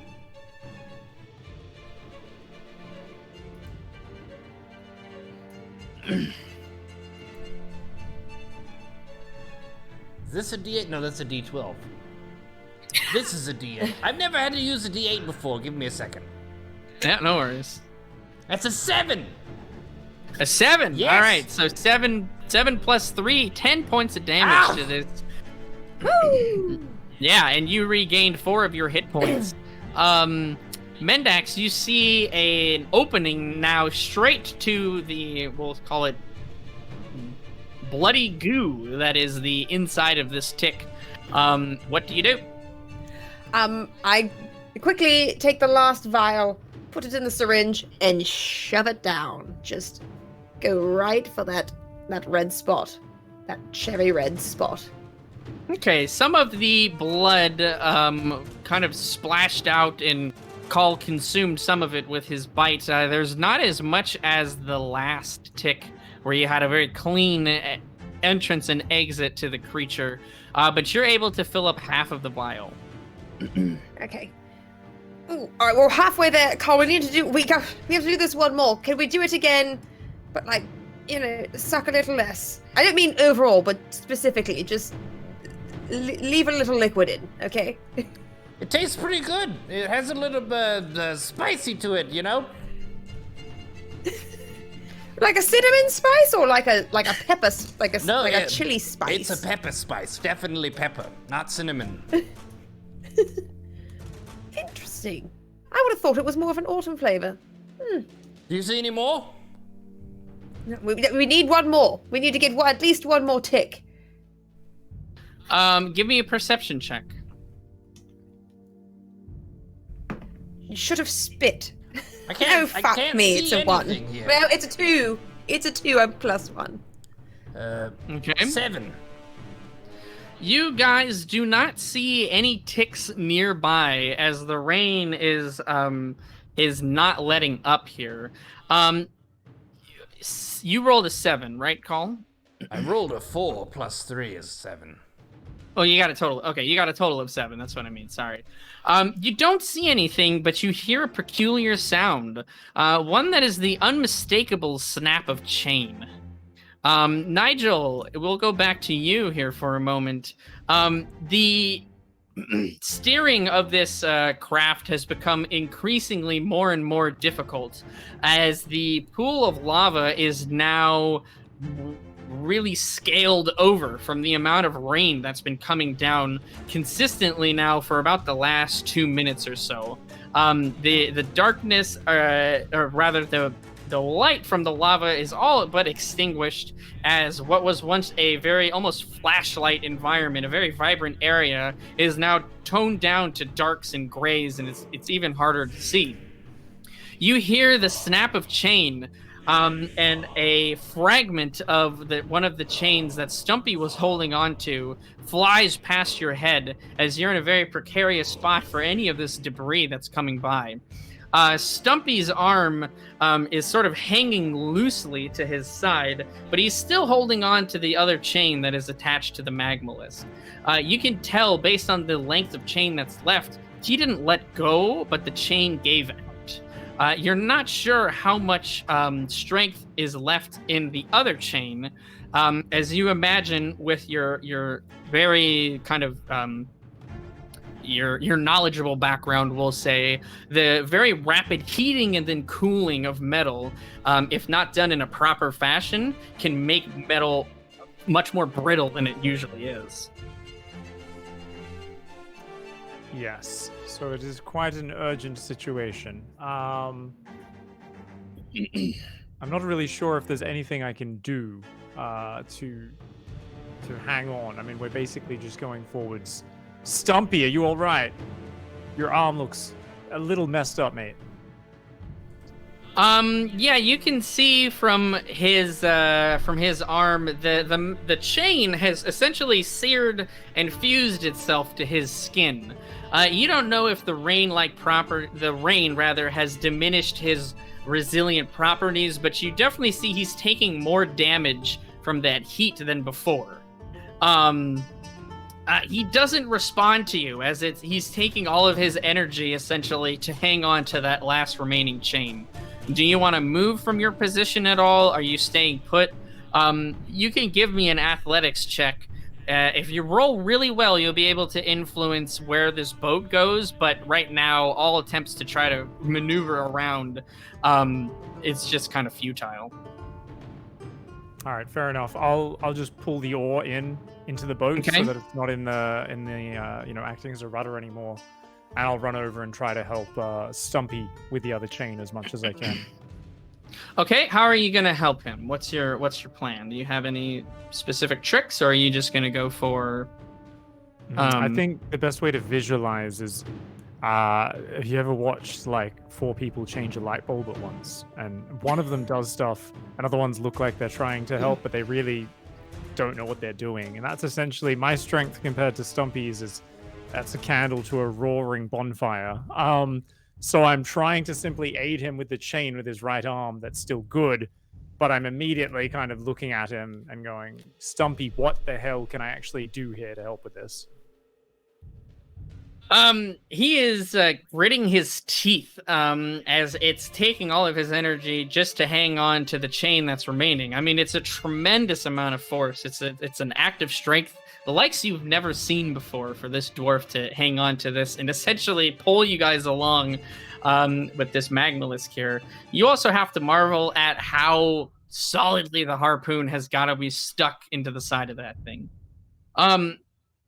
He kind of is gritting his teeth again, and he's not looking at you, but he's wincing. You can see the pain that's kind of streaking through his face. He goes, "Don't know, Nigel. It's so bloody cold." So bloody what? Sorry? Cold. Cold. Okay. So I'm going to try and unravel the chain from his left arm if possible, because that's still kind of wrapped around his arm, you said, right? Or is that actually fused to him? So it's his right arm is the one that's kind of hanging back. It's not like flopping like the entire arm is broken, but you can see it's at least numb to the point where he's not really in over control of what he's doing there. As you go to inspect the chain, yeah, it's fused. It's essentially pressed into his skin, almost like clay. Right? It almost looks like his skin is melded in with this chain. Hot damn. This is a situation that my expertise offers almost no help with. I've never felt like a more useless wizard than today. Feats of strength and dexterity and fire being a bit of a problem. So he said he's cold. Mm-hmm. He said it's so bloody cold. He's not complaining about the pain in his arm. He's not complaining about the difficulty of the task. He's complaining about how cold it is. Is he for real? I don't understand much about dwarf physiology, but I mean, it's still pretty hot out, right? Like, so what's the temperature change been in the air? Significant. I mean, it is raining. Again, the lava has shelled over. You wouldn't call it cold by any means, but it is certainly a lot cooler. A lot cooler. Yeah, I mean, significantly cooler. Okay. Because it's actually raining so heavily now, I guess, right? It's actually stopped. Initially, yes. It would have been a lot more steam coming up, but now it's kind of dampened the whole top of the lava to a certain extent, right? That it's correct. Kind of covered it in almost, yeah. Okay. Absolutely, absolutely. So the heat from the lava is all but dissipated at this point, and your bodies, you guys are wearing clothes. They are now soaked completely all the way through. Why don't you just shoot him with fire? All right. Thankfully, this boat is made of what appears to be stone or something like that.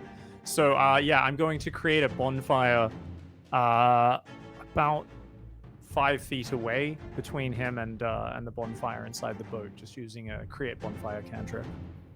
Yeah, absolutely. You are very easily able to create this bonfire instantly as the heat sort of radiates from there. Again, you can make it whatever sort of appearance you would like.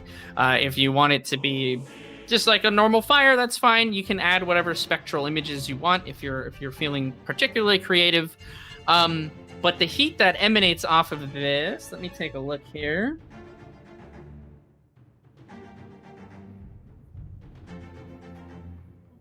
Okay, yeah, so it fills up a 5-foot radius. So essentially in the middle of the boat, yeah, you create this roaring bonfire. And Stumpy, are you next to Stumpy, or are you going to be on the opposite end? I'm next to Stumpy. Well, is it? How wide is the boat? Because I'm hoping I can still move around the fire to the other end of the boat in case I do need to steer again. You'd probably be able to skirt around the fire. I mean, if you did that and it was totally dry. More to one side of the boat, the bonfires, to try and keep the walkway on the other side clear? Yeah, you could. We'll say that's fine. We'll say that's fine. You can create a wide enough walkway. You won't be able to just like easily move through it, but you can press yourself up against the back some and move through without getting damage from the fire. You're also soaked, so that gives you a bit of built-in resistance to heat damage. Stumpy though goes, Oh, yes, Nigel. I don't know what you did. More of that. Give me more of that. and you see his vitality sort of kind of pick up again, as heat is certainly what this dwarf is craving. All right, fantastic. I mean, that can last up to a minute, but I'm basically just going to, whenever needed, simply kind of renew it, as it is a spell which I'm able to basically spam out as a cantrip. Okay, absolutely. I don't think I'm trying to see if this gets anything happens with water on this. Oh, magic bonfire. It'll last for a minute. Yeah. So no, this thing will last for a minute. The rain doesn't seem to really be doing too much at all to it. And Stumpy seems to be doing a little bit better. We will move back now to Call and Mendax. Your efforts to spot out another tick around you has failed, and you hear again that snap of chain and look over to the harpoons, which are about 10 feet away from you. One of the chains is sort of waving like a flag off of this thing and slapping up against the side of the magmalisk. One chain is still taut and is still hanging on. Well, that was half our escape. I guess we should hop to it then. Do you see any? Yeah, we need to find another one. I don't see anything. Do I see anything? I would like to look around. Sure. In order to kind of get a better sense of the area, you're going to have to move. So do you want to move further back, we'll say up the magmalisk, or closer to where you guys came from? Do you mean where we came from initially? Like, if we go past the harpoon, like in the direction of the harpoon, but go past it, then that's where we have not been, right? So I'll do it like this, and it should make it pretty easy. You guys are a bit past the harpoons now. Do you want to go further towards the tail of the magmalisk, or do you want to go closer to the head of the magmalisk? Oh, head or ass? Which would you prefer? You guys came from the head area. Let's go to the back. Okay, I say ass all the way then. Okay. All right. Go ahead and give me an acrobatics check. 17. Okay. Call, what do you got? 20. 20. All right. You guys are able. How far back do you guys want to go? Until we can see one. Yeah, I'd just continue moving. You shouldn't go all the way to the arse just right from the get-go. So I think we should go gingerly at first, but keep our eyes peeled. Sure. So you have a max movement of 30 feet. You want to move 30 feet towards the back? Yes, unless there's a bug on the way, then we would stop. Okay, absolutely. We'll say that you guys, you move your full 30 feet without seeing a bug. Give me another perception check as you're moving, though. 18 for me. Okay. 18 as well. Okay, 18 as well. As you're moving back, you see towards, again, it's essentially within that 30 feet that you guys moved, kind of at that max distance of your movement. There is another tick that is latched onto an area there. It looks like its hold is less solid with all of the rain that's happening. Well, let's get it. Let's go. We're on the clock here. Are we not biting this? Oh, I guess we could try to stab this one. We only need half a vial. Up to you guys. I'll say that you did your movement action, so if you want to do an attack, you can certainly try. I can only do that bite thing once per rage, so.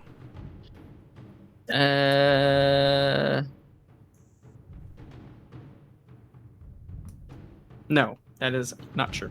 What? You can do it as many. You can do it as you can only choose whether it's the bite, claws, or tail once per rage. So you can't just go, okay, bite, claws, tail, bite, claws, tail. But you chose bite. You can say bite, you bite, now have bite, access. bite. Yeah. Yes. Exactly. Oh, that's good.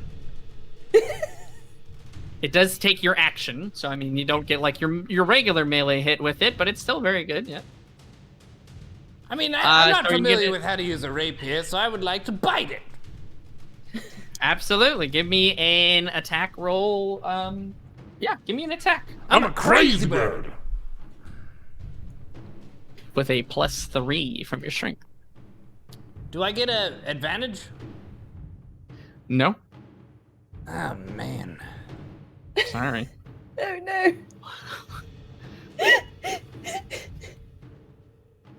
What'd you do?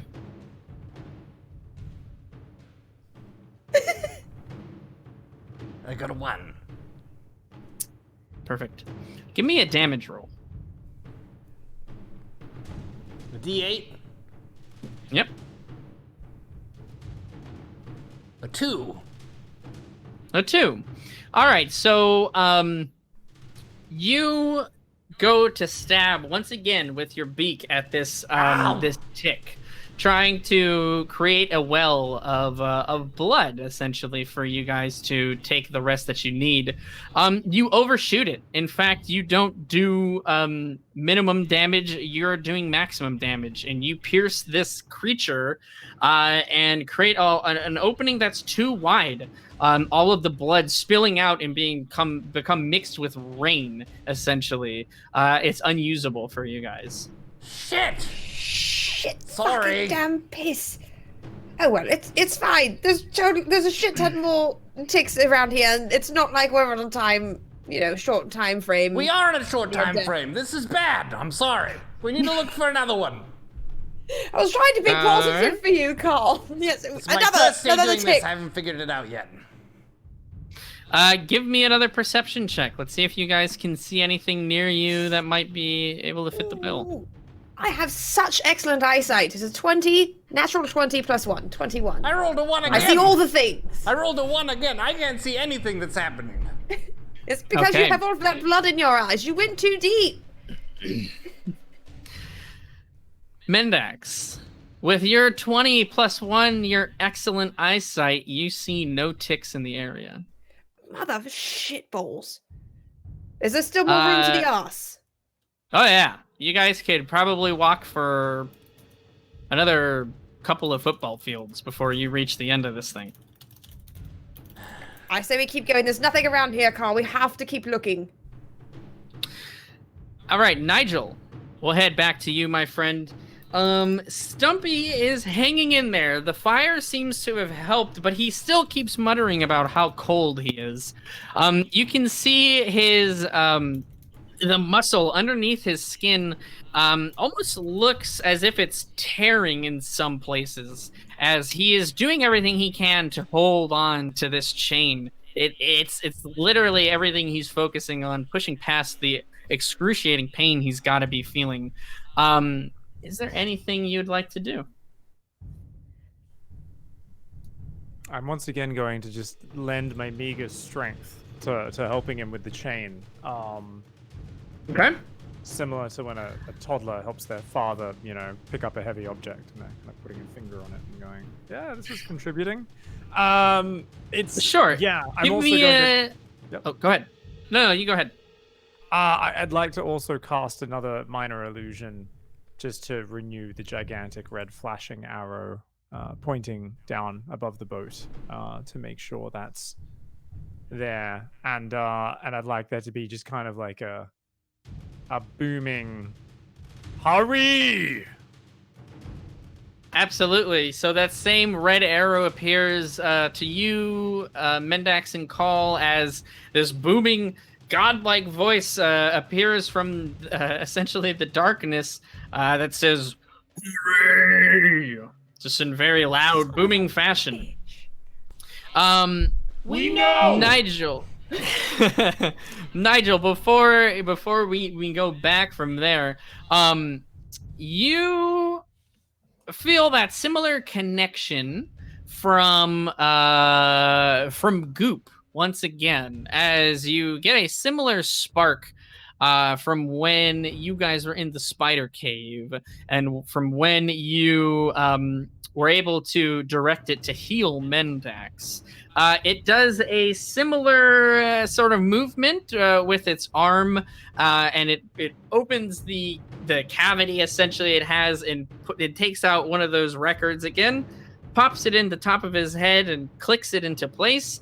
And you hear the all too familiar chant of Goop. Beep-up, boo-wop-bop, boo-wop, beep-up-bop, boo-wop-a-da-beep-a-wop-bop-bop. And you see kind of a green, almost spore-like in nature glow going around Stumpy, as the tearing from his muscles looks like almost unnaturally they reach back out. Like you can get a really almost disgusting clarity picture of what's going on underneath the skin layer for Stumpy, as his arms are just so strung out essentially, and you see the muscles begin to sort of reattach themselves. Whether that makes a difference to Stumpy or not, he doesn't seem to make too much of complaint. It certainly isn't hurt the situation. Good job, Goop. I knew you'd come in handy after standing there for the last several hours and staring at us. Good job, boy. And I'll pat him on the head. Yeah, you pat Goop on the head. It stops with its little chant in the same manner that it did back in the spider cave, and emotionlessly just kind of looks ahead. Stumpy is still kind of gritting his teeth and bearing the pain of essentially his arm being ripped off of its shoulder, almost. I don't know what you did, Nigel, but I feel a lot better. I'm still so damn cold. Get the fire closer. All right, I will. I'll renew the bonfire, and I'll just move it a little bit closer towards him, just another 5 feet closer to create a bit more heat there for Stumpy. Okay, it is pretty hot for you, as you are very close now to this fire. His arm, in fact, is now reaches out and sort of submerges his loose arm in the fire, and you can see the vitality sort of rush back into his body, as it almost looks like he draws energy from the flame in some way. You can see his skin; it's not glowing necessarily. But the muscle seems to relax more in his arm. He seems to be able to move his fingers once again, as he just rests his hand in the fire. I'm going to also be like, keep up the good work, Stumpy, and I'm going to shuffle around the fire and move to the other end of the boat to put some space between it and me, because I'm actually enjoying being a wet, cool boy rather than a sweaty, disgusting, about to die from heat exhaustion boy, which I was for quite a long time before it started raining. Absolutely. You hobble your way to the back, as the side of your leg again is covered in sort of this slag stone from the lava that splashed into the boat. The sting is a painful reminder of the experience you had already. We will go back to Call and Mendax. Colin Mendax, you don't see anything in the area where you guys are. What would you like to do? You're 30 feet away from the harpoons. No way but forward. Let's keep going toward the butt. You're muted. Okay. Oh, yeah, Mendax is muted. It's okay. I was just repeating "but" over and over again in a melodic fashion. But.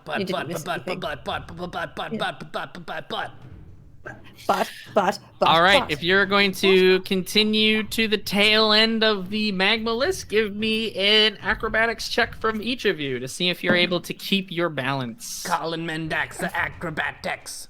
Sorry. I've got a 15. I've got a 19. Because I'm okay. a quick bird. You guys are able to proceed further back down to the tail. Give me another perception after you move 30 feet down now. I just cannot see shit today. I've got a 12. 6. At 12. 6. You don't see anything in your area. Mother fuck balls. Amen. You Okay. start to get worried about moving even further back. You don't know how long that first harpoon is going to hang on. Yeah, you can if you want to. I mean, is it possible that we missed one? You know? Yeah, sure. on the You way don't back? feel like super confident about your how well you've scanned the area. You can't see damn near anything. So you're able to perceive a very short amount of distance with how heavy the rain is now coming down. So I mean, I do yeah. it Yeah, could be it's totally dangerous to focus solely on the arse. Everything about this mission is dangerous. Not a single an thing excellent has been point. safe since we set That's out an from extra- here. or can we just take a half movement and just go half the distance Yeah. and go 15 feet, Yeah, search absolutely. around again? Yeah, you can go 15 feet. That's fine. Okay, that's what I'm going to do. I'm going to go 15 feet and look around again. Okay, Call. What do you want to do as well? Same thing? Yeah, sure. Okay, both of you move 15 feet. While they're moving, Nigel, give me just a straight D20 roll.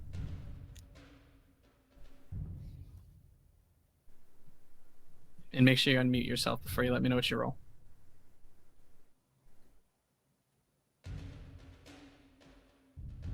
Oh, I don't know if Nigel can hear me.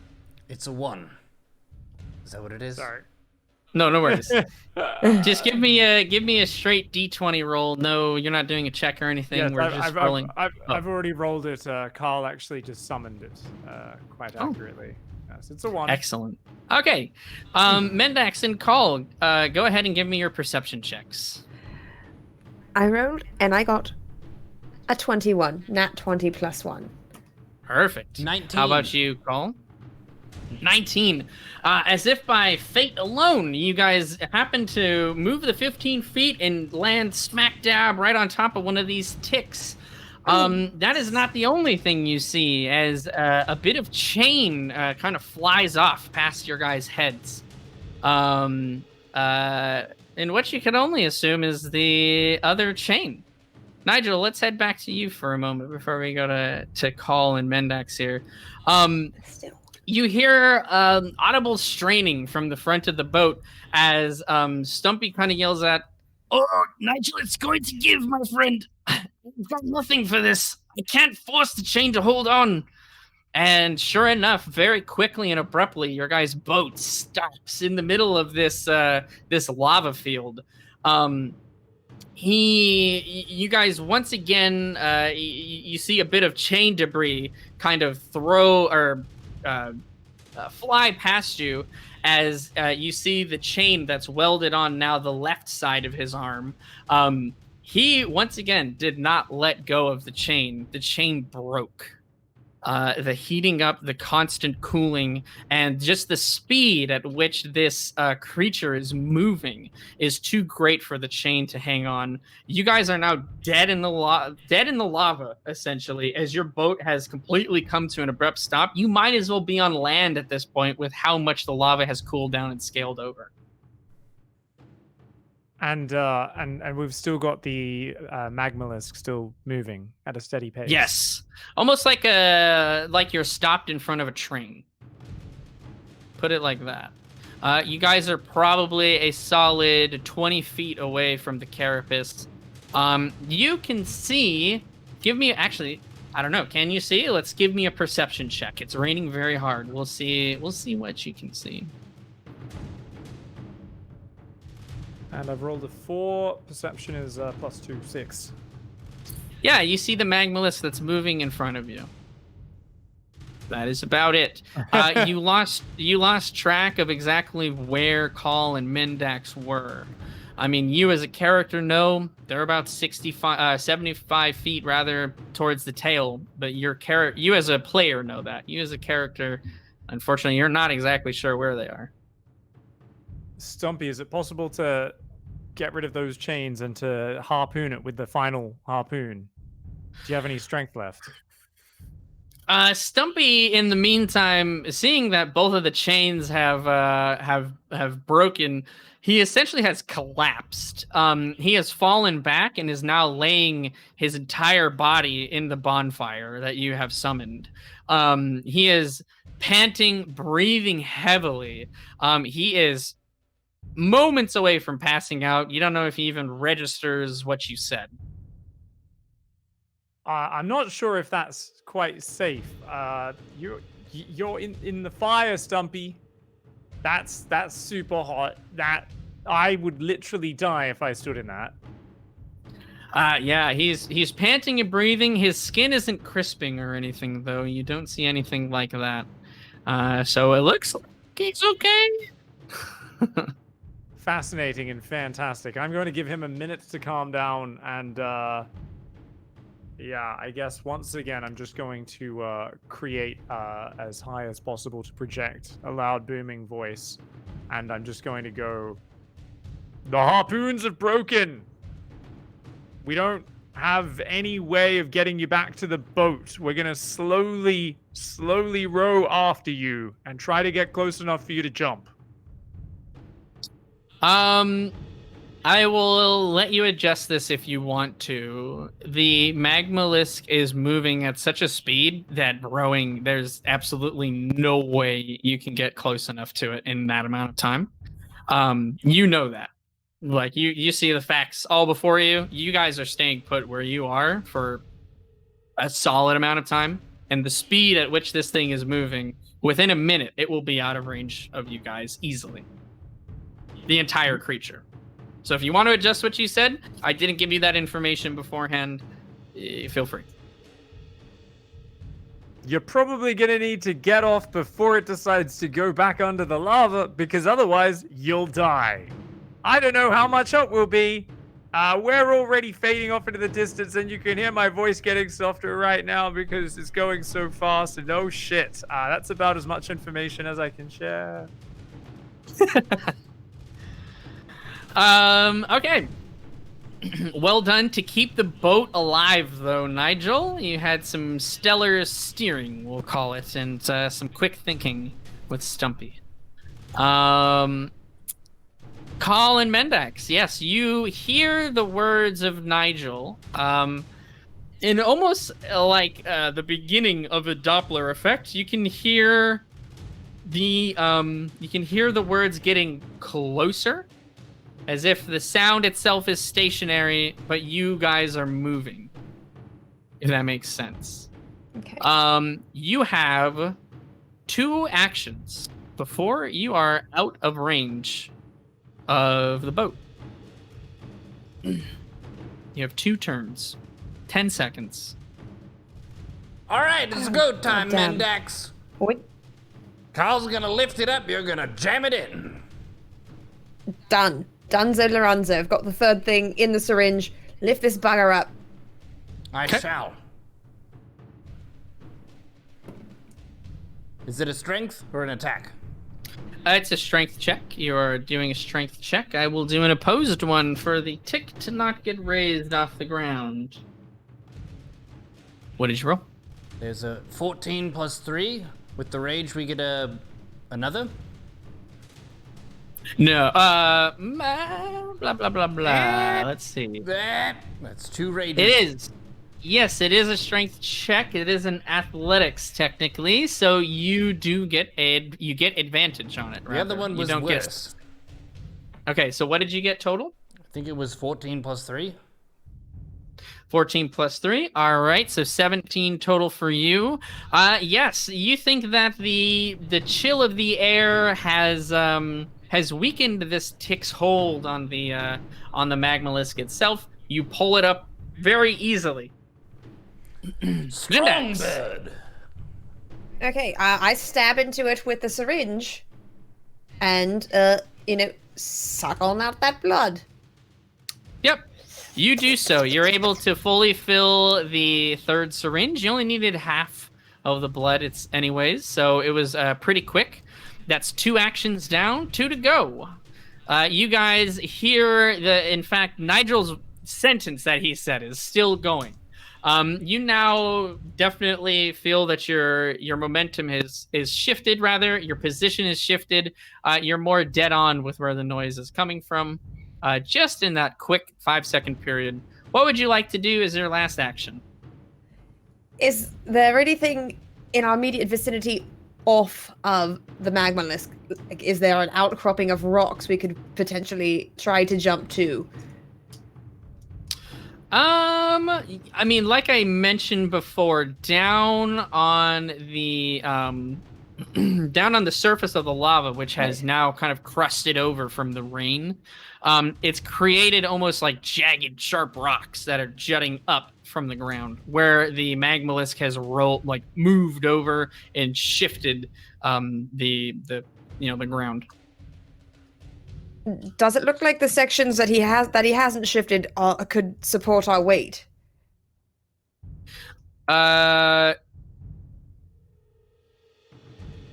Maybe. Oh god damn it. I mean, it looks like rock down there. You certainly don't know how thick the layer is. So, I mean, that is nothing. I'm trying to give you everything I can, but there's no visual representation of that available to you, I'm afraid. Think quickly, or I will make your choices for you. Oh shit! What you got, Carl?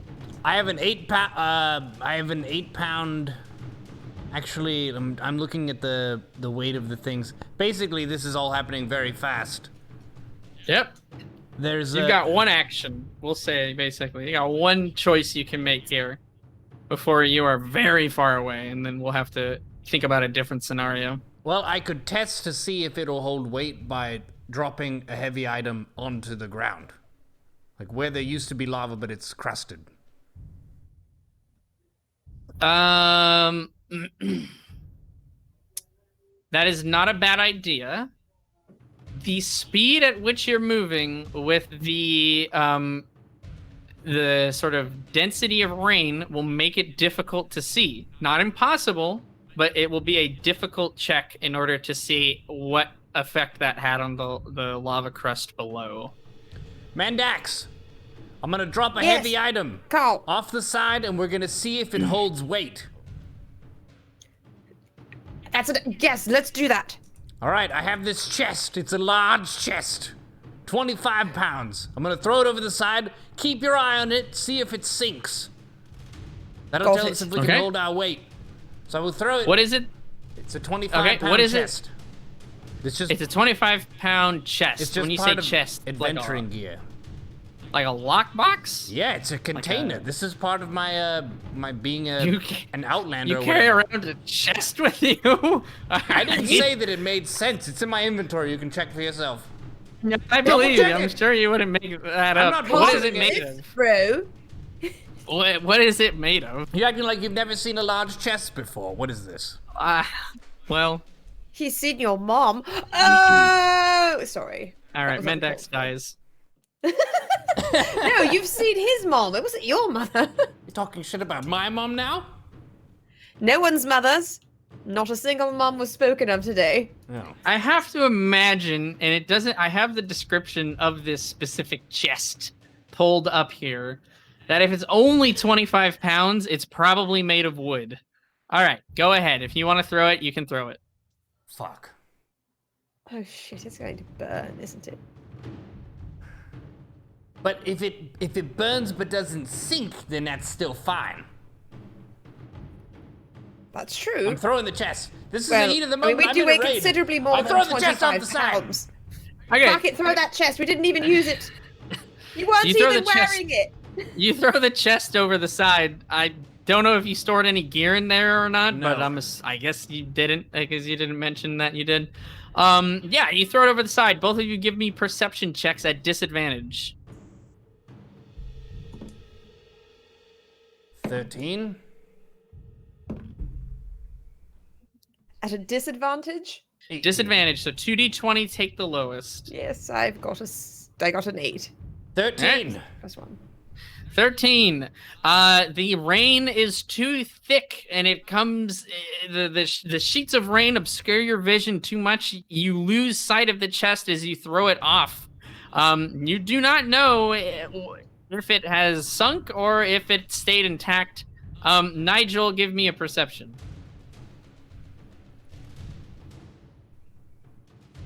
Sorry, there's some industrial drilling going on. No problem. No That's problem. a stop. Thank you. That's a 19 roll. Perception, you said, 19. Right? You see an object falling off the side of the magmalisk. How far away would you be? You're not too far away, actually. So you can see that it is a chest that shatters upon hitting the ground. Oh. Cool. Do with that information as you will. I'm going to stand up and I'm going to take out one of my trusty rocks that I carry everywhere, and I'm going to catapult it directly at the ground outside the boat. Okay, you're using the spell catapult. Yeah, I want to see just how solid the ground is and how deep. Absolutely. Give me. Let me just take a look at catapult real quick here. Just a first level spell slot. I won't bother using the second level. Sure. That's fine. Flies up to 90 feet. I'm just. Okay, you deal 3d8 damage, right? So go ahead and give me that damage roll. Awesome. Okay, d8. So that's a 6, and a 6. Okay. Nice. Cool. Fucking metal, my friend. Well done. Yes, you do a total of 18 points of damage to the ground. The rock that you have that was in your hand is vaulted with extreme speed into the crusty earth. It sinks in at least 2 feet before the beginnings of what looks like a bit of light begins to shine through. It's not hit the lava, but you can see maybe another foot, maybe half a foot or so, that this is it's probably about a 3 foot total, but it didn't hit all the way through. The impact was lessened essentially by the newly formed lava. It's not perfect. It's not, immediately dense. There's air layers in between, so the cushion was pretty extreme for your catapulted rock there. We'll go ahead and pause you, Nigel, unless there was something real fast you wanted to try to do with that information. I'll just kind of tentatively start walking around outside the boat and just testing the ground while trying to mention it to Stumpy, but we can come back to that. Absolutely. Call and Mendax, you guys have waited too long. The boat, which was not really in view for you anyways, now that I'm thinking about it, is even further away. You can feel the speed at which you're going. You know that if the boat isn't moving, you are quickly getting out of range of it. What would you like to do? Carl. Yes? Aim for the bushes? For the bushes? It's a lava field. I don't see any bushes.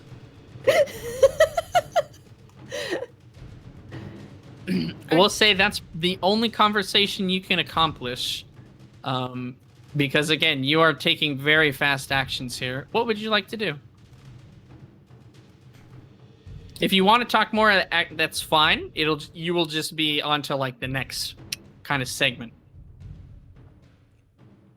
I didn't see the chest land. You didn't see it either? I didn't see it, no. Okay, you're even farther away.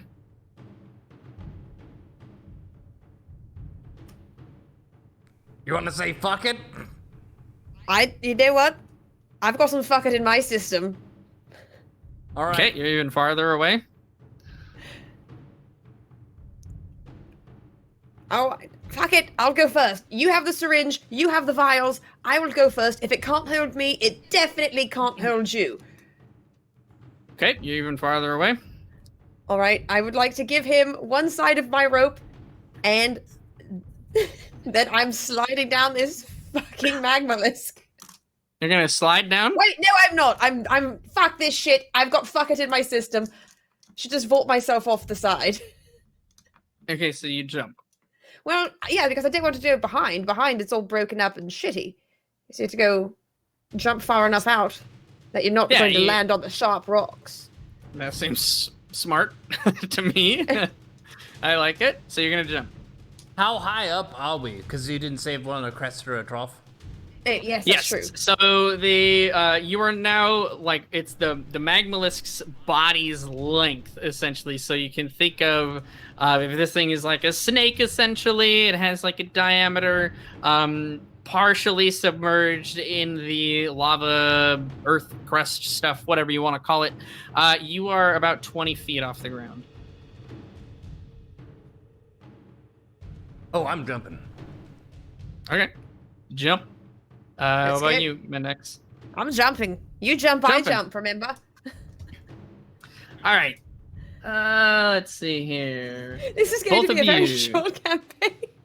Both of you, give me athletics checks. Oh, god damn. I love you, Mendax. For acrobatics. Okay.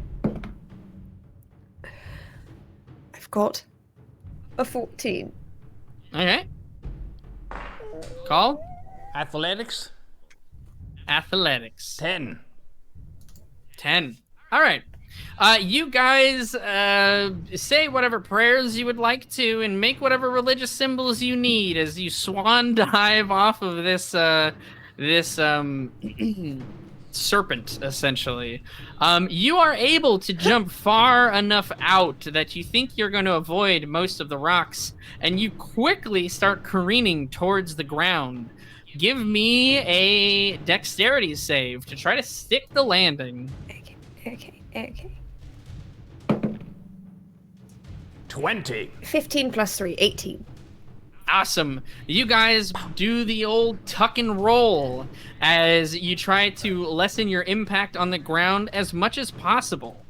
You are not immune to gravity, however, and it will still hurt quite a bit to land on rock. You each take 19 damage. Oh! My knees hurt. That's I think you're both still alive, though, so... No, I'm not. I'm at 0. I had exactly 19. All right, so as you roll as well as you can, you roll as well as you can. But again, rock is rock and falling is falling. There's only so much you can do to pad that damage. You realize, well, no, you don't realize anything. Almost instantaneously. Yeah, you hit the ground, your body tumbles and rolls, and you're kind of laid out on this earth as you're knocked unconscious. Call, that hurt. Yes, it did. But besides that, you're doing all right. Neither of you are immediately submerged in lava. You do feel the area that you landed in sort of begin to depress and crunch underneath your guys' weight as you hit the ground very hard. You feel the warmth of the lava underneath your feet, but it's not an unbearable heat. It's just warm. So I have a technical question. Okay. I have the purport of wound closure, and it says it has attunement. Does that mean that it only applies to me? Or you got it. So it's like soulbound, basically. It is soulbound unless... So the way that you attune... Some magical items require an attunement to use it. That means you have to essentially bond with that item. It takes you one long rest to attune to an item or unattune to it. Okay, so if you long rest, you could unattune, give it to someone else. They do a long rest. They can attune to it. So that but means it's not like can't use it now. It's not a fast... Yeah. No. Well, you could use it for yourself. You cannot use it for someone else. Right. Got it.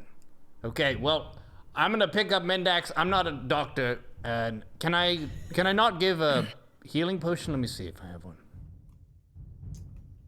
Equipment. Healing potions. It says I have one. Does that stabilize someone who's down? Healing potions, getting any amount of health gain when you are knocked unconscious, I believe, immediately does stabilize you here. I don't know if it brings them back from being unconscious, though. But it will, I believe, at least stabilize them. It's okay, I can carry her. Okay, so are you going to use that healing potion to do so? Yes. Okay. You move to Mendax, who is flattened out against the ground and not making a move. In a very graceful way, though, right? Ladylike. Not really, to be honest with you, but you can dream that that's what's happening in your unconscious state. You move to Mendax and you lift her head up slightly to try to give her some of this healing potion. She looks stable.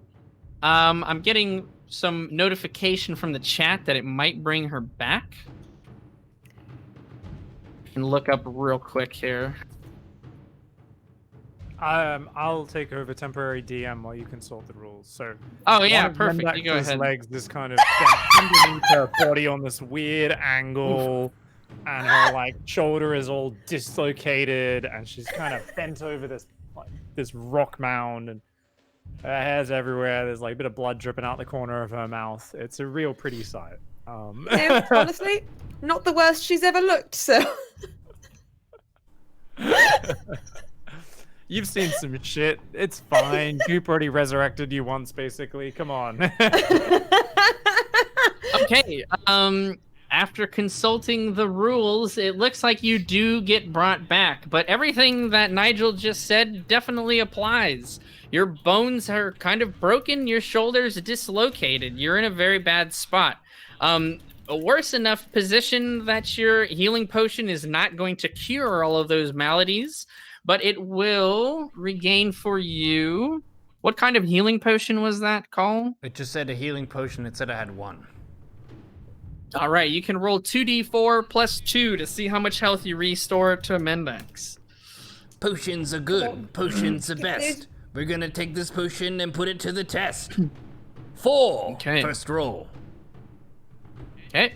4. Second roll. Call the potion right. master. Is out of control. Absolutely. Maximum restoration as you take, you regain 10 hit points. Mendax, again, you are alive, you're conscious, you're in a lot of pain. You can feel broken ribs. You can feel that your ankle is certainly not in the correct place, and your shoulder is a bit whack. You're not 100% sure you can walk all the way back. That can't first, thank you for that. Second, I may need your help getting back. Third, we should probably move as quickly as possible. I don't know how long this rock is going to stay rock. Let's get a move on then. I can either have her like lean on me if she can walk and we can walk together, or I can carry her. Which would you prefer, Mendax? Yes, I can lean. I'll lean. Okay. Okay. Yeah, you can lean. You can both move, let's say, half of your normal speed as you're both trying to progress, but you don't have to make any checks or anything like that. Everyone give me a d20 roll. Don't add anything, don't minus anything. Just give me a 20 roll. 1. 11. I've got a 10. Amazing. The rain stops. Almost as abruptly as it started, the rain begins to dissipate and the clouds clear up slightly, enough so that you can see the area around you. Behind you, the train that was the Magmalisk is veering off into the horizon. It has made an alarming amount of progress since the time you guys have even jumped off of it. You're almost not, you're not able to see it directly next to you as it's out of that position. You see the boat. It is about 200 feet away. Shit. Is there any mountain or rock that is closer that's more elevated nearby? Good question. Yeah, we'll say that to the left where the Magmalisk was making its careening passage through, there is a mountain about half of that distance at least. It might be a little bit more difficult to get to as you have to go through the path that the Magmalisk created, which includes shards of rock that have pushed up from the ground and a small valley where it was actually pushing through. But that area has encrusted in its rock too because it was rained on. I mean, you can't see the valley itself if that is encrusted as well because of the vantage point that you're at and the rocks that are in the way. But you don't see any active lava in that area. Not yet. Mendax, I think that's our best shot. We want to try to go to high ground. Let's go. Yeah, whatever gets us off this rock as quickly as possible. I don't think it's going to stay rock very long. Then we shall Okay, proceed. absolutely. Yeah, no worries about that. Give me, we'll say, I said it's 100 feet away. 30 feet into that distance is where the first sort of rocks are going to be from. Go ahead and give me one. Let me see. What would be the most appropriate check for this? I think it would be athletics. So we can do call. We'll take your athletics check. Mendax, you can assist. Okay. Am I still raging or no?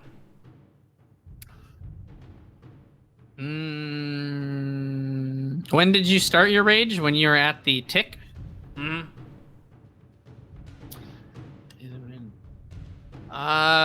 You have this distance of rage, and that is it. Okay, then I get one extra roll, Okay. and it's a natural 20. Okay. And the assistance from Mendax, I think even actually, yes, I think gives you advantage. I don't think it gives you bonuses. I think it just gives you advantage, but there's no such thing as super advantage. It's just regular. So you guys are able to traverse the distance with relative ease. The ground feels stable enough, but now you're up against the sort of rocky shelf. You peer down into the valley that was created. The water that has collected and pooled is quickly dissolving, as there's only maybe a puddle of it left, in almost like a river-like fashion from all of the accumulation from how hard it was raining. From how hard it was raining, you think there should be a lot more, but you feel that the heat is much more intense at the bottom. It is crusted over, though. You don't know if it's the exact same thickness, but you don't see any lava. Can we jump over it? How wide is it? Yeah, I'm sure you can. Oh, the gap? No. The diameter of the gap here, or the distance of the gap, is about it would have been the diameter of the Magmalisk roughly. It's about 30 feet across. Yeah, well, fuck that. We'll have to cross it. And don't you dare throw me, because rocks are apparently my nemesis. If I didn't throw Nigel across an 8-foot chasm, I'm not going to throw you across a 30-foot thing. I don't care if I'm raging or not. Absolutely. We'll take a pause on you guys real quick and go back to Nigel. Nigel, you took your first precarious steps outside of the boat. The ground is solid enough for you to stand on. Hey, Stumpy, check it out. We can actually walk around here. And, I mean, I did manage to penetrate the ground a little bit, but it was with one of my most powerful magic spells, and it didn't even get through to the lava. Have you ever walked around on this, Stumpy? It's quite fun. Ooh, bad call, man.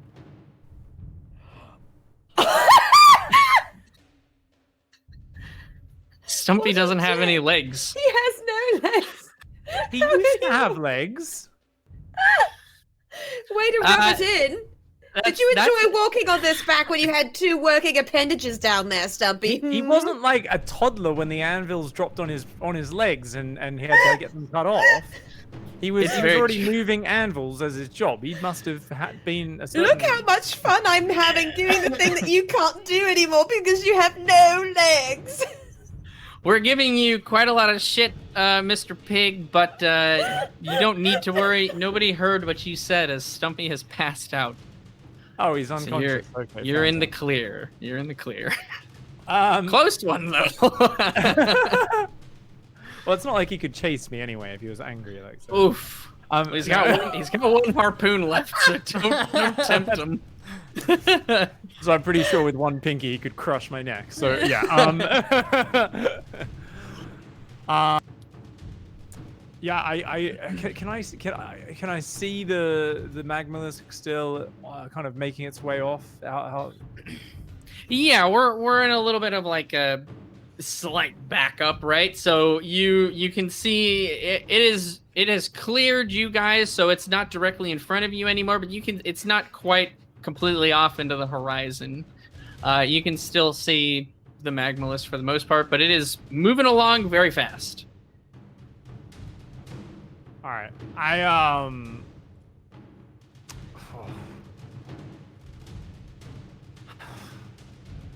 If I can't see anything, then I will stay at the boat because it makes no logical sense to simply walk out in that direction. So I'm simply just going to, once again, we're going to add, some more colors and some fireworks kind of coming out either side of the arrow, and we're just going to basically maintain an illusion above the boat.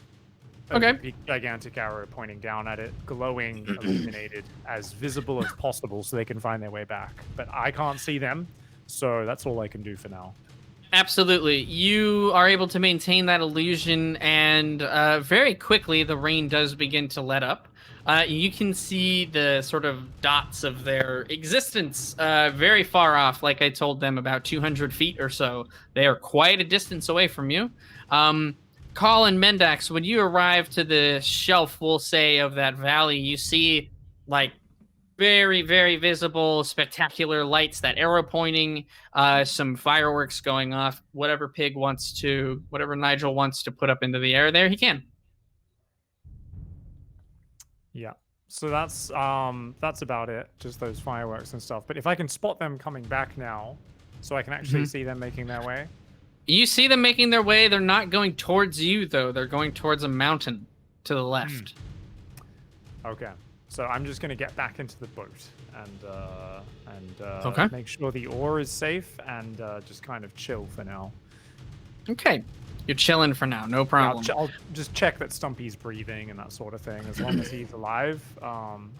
Yeah, he's still in the fire. Do you want to take the fire away before you check him? Or are you just going to, like, visually inspect? As long as he doesn't look like he's being damaged by the fire, and he still just looks like it's, like, not actually burning him, we're just going to keep renewing the fire, since he seems very happy with that. Yeah, no, he looks content, to say the least. Again, breathing very hard. He looks extremely ragged and worn out, but the fire doesn't seem to be doing any damage to him. Okay, cool. All right, awesome. Mendax and Call, we'll head back to you guys. Well, let's traverse this motherfucker. Absolutely. Go ahead and give me, Call, another athletics check. You're not in a rage, but because Mendax is... Well, actually, I don't know that she would be able to assist you. She's more hindering you, in fact. Give me an athletics check with disadvantage, now that I think about it.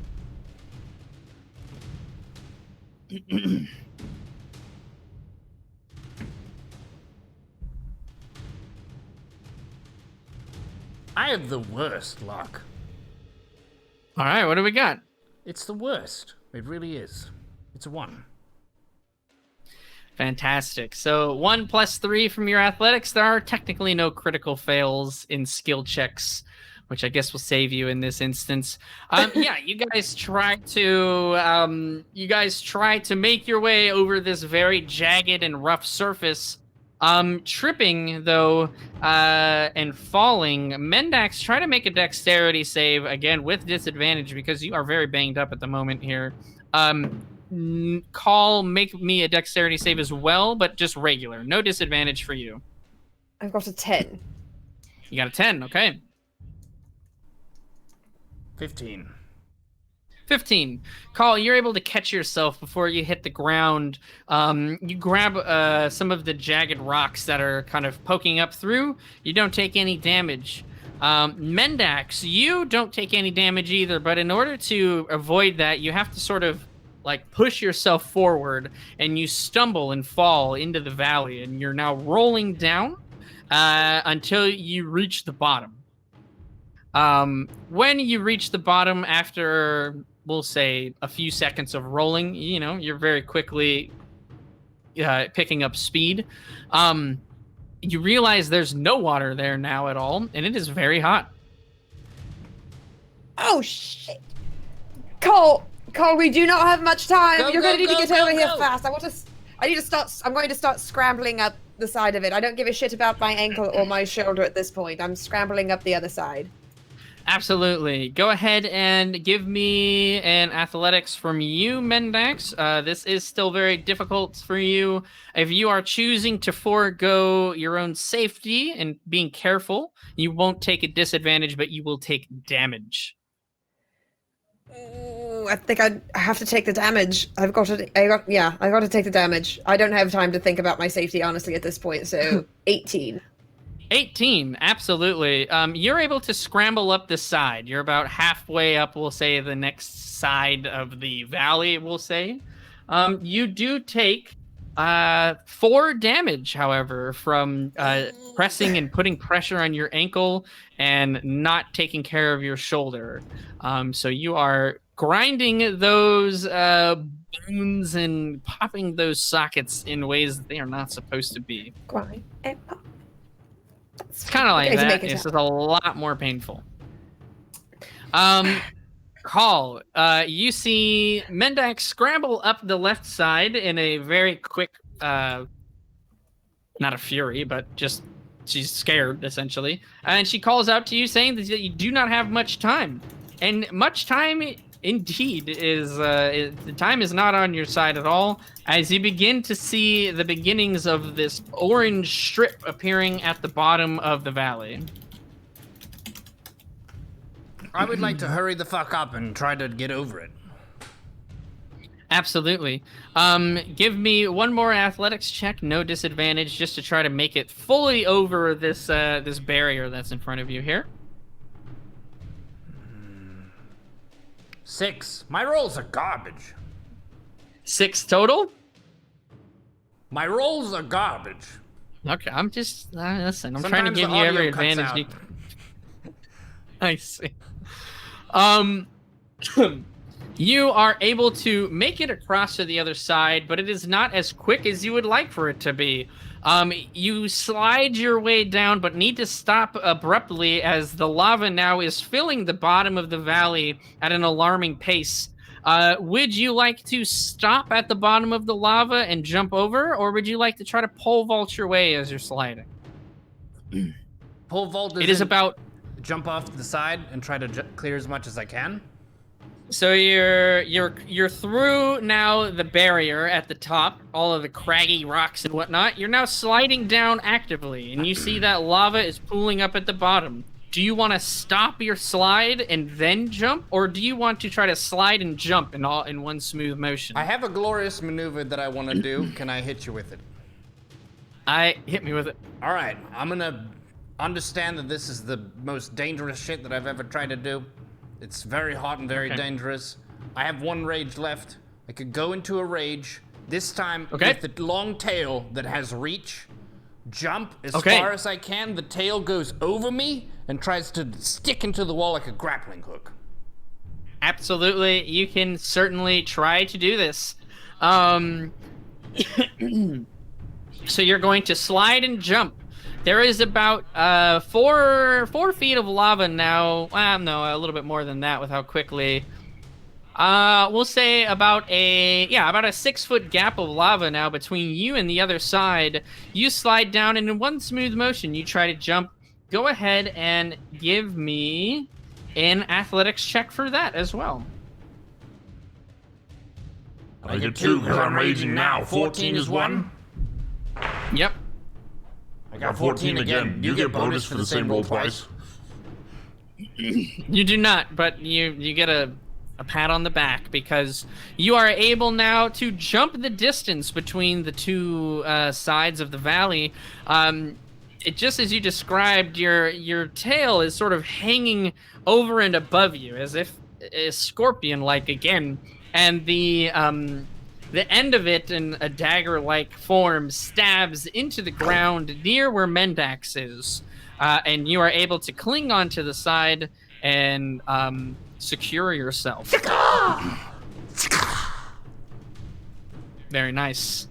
The lava is quickly filling up the valley, though. You're not out of danger quite yet. You're about 5 feet above where the lava is, but it is not. You're not out of the woods yet. Okay, then I need to continue to scramble up as fast as possible. Yes, you guys have probably about 15 feet until the top of this valley. Can I push her up with my tail? Just push? Yeah, you can try to assist her in her athletics check to scale the side. It's not a very steep valley by any means, but due to the injuries that that Ash has taken here, it will require an athletics check for her. For you, Cole, you can focus your energy on trying to assist her. So we'll take away the disadvantage that you would have normally received.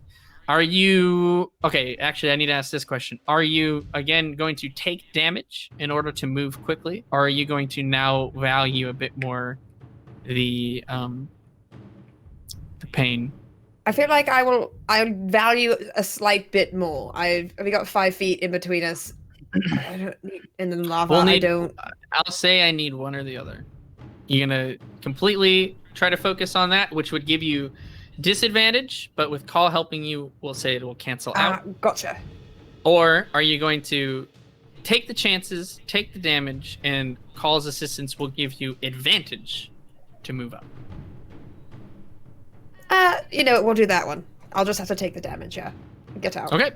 Go Otherwise ahead it can and... affect him. True. Go ahead and give me an athletics check with advantage, and I will go ahead and tell you how much damage you take. Dax. First one was 15, so that's not too bad. Okay.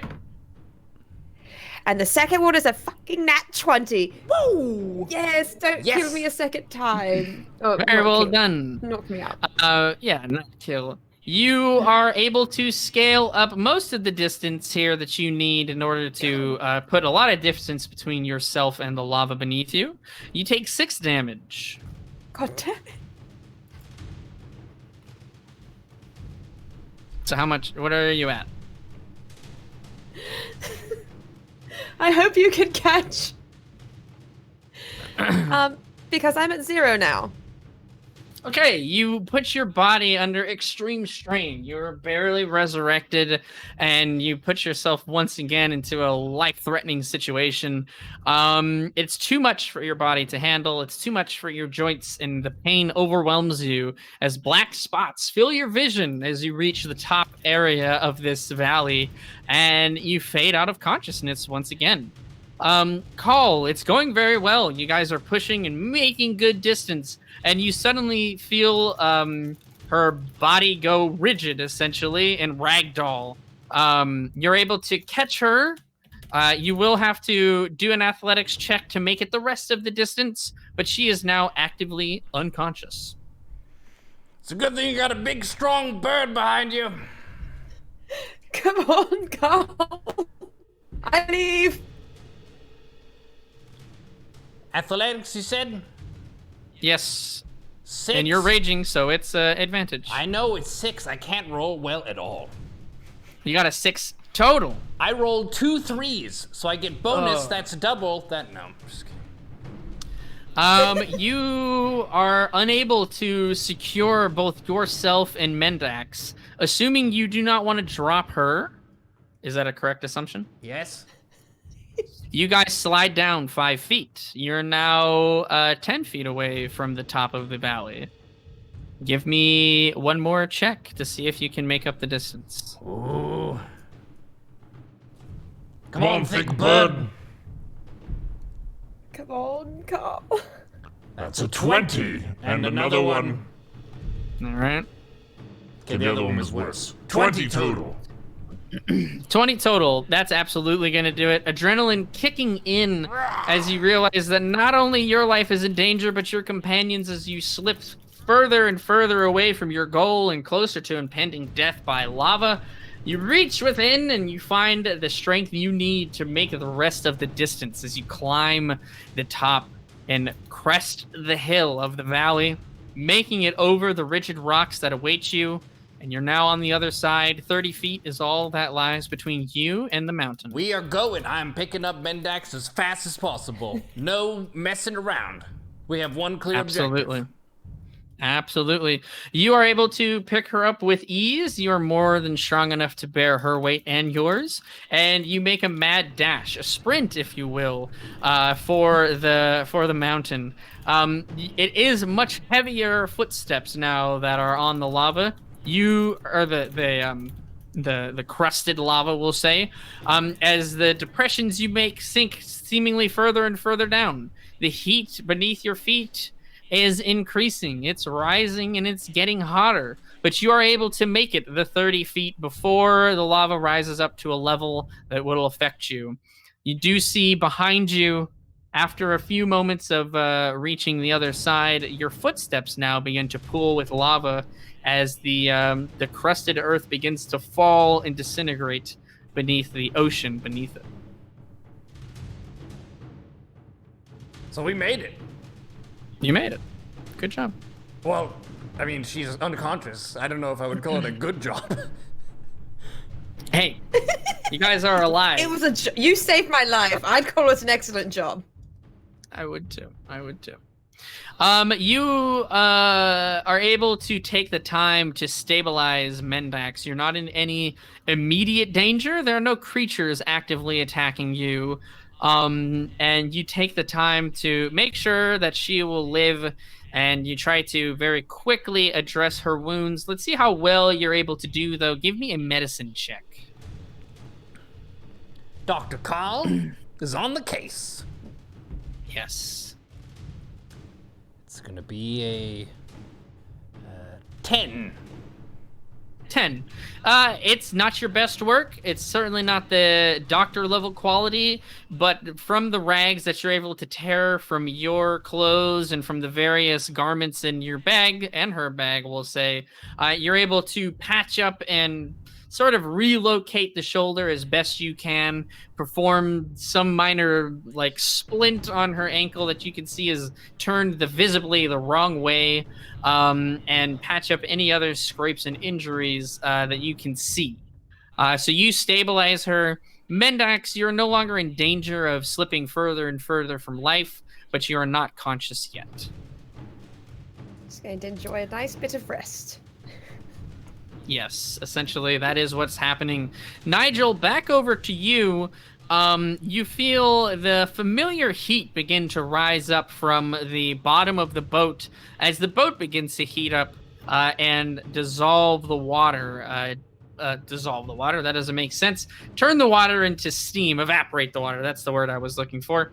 From that is pooled within the boat there. Quickly, you begin to dry off. Stumpy is completely dry, being that he is now completely immersed himself within the fire.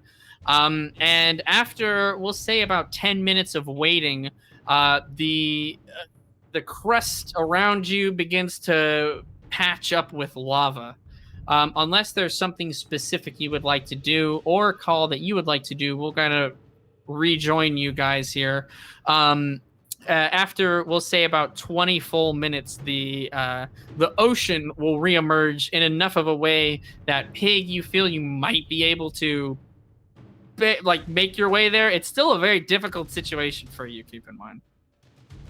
Yes. As much as I've been bragging about the drastic difference in my physiology after all the rowing on Lake Town and my lats growing and all that, and I've been drinking milk down at the bar, trying to get my gains on. I think I've got a long way to go in my journey. So I'm going to put out the bonfire first of all, since it's getting hot again and I don't want to die myself.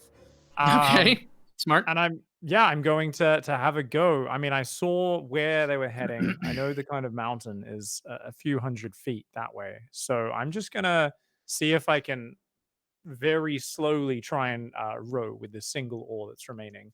But I'm going to be careful to make sure I don't lose it or anything, since it is our only way of propelling the boat at this point. Yeah, absolutely. So you're going to value hanging on to the oar as opposed to making progress. That does slow you down quite significantly. And to reach the mountain that they fled to reach safety will take you about an hour, about 1 hour of rowing on your own.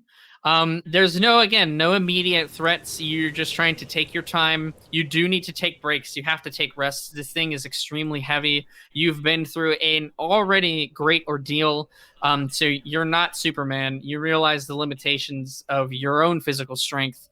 And yeah, within an hour, you're able to reach the shore that Call is at.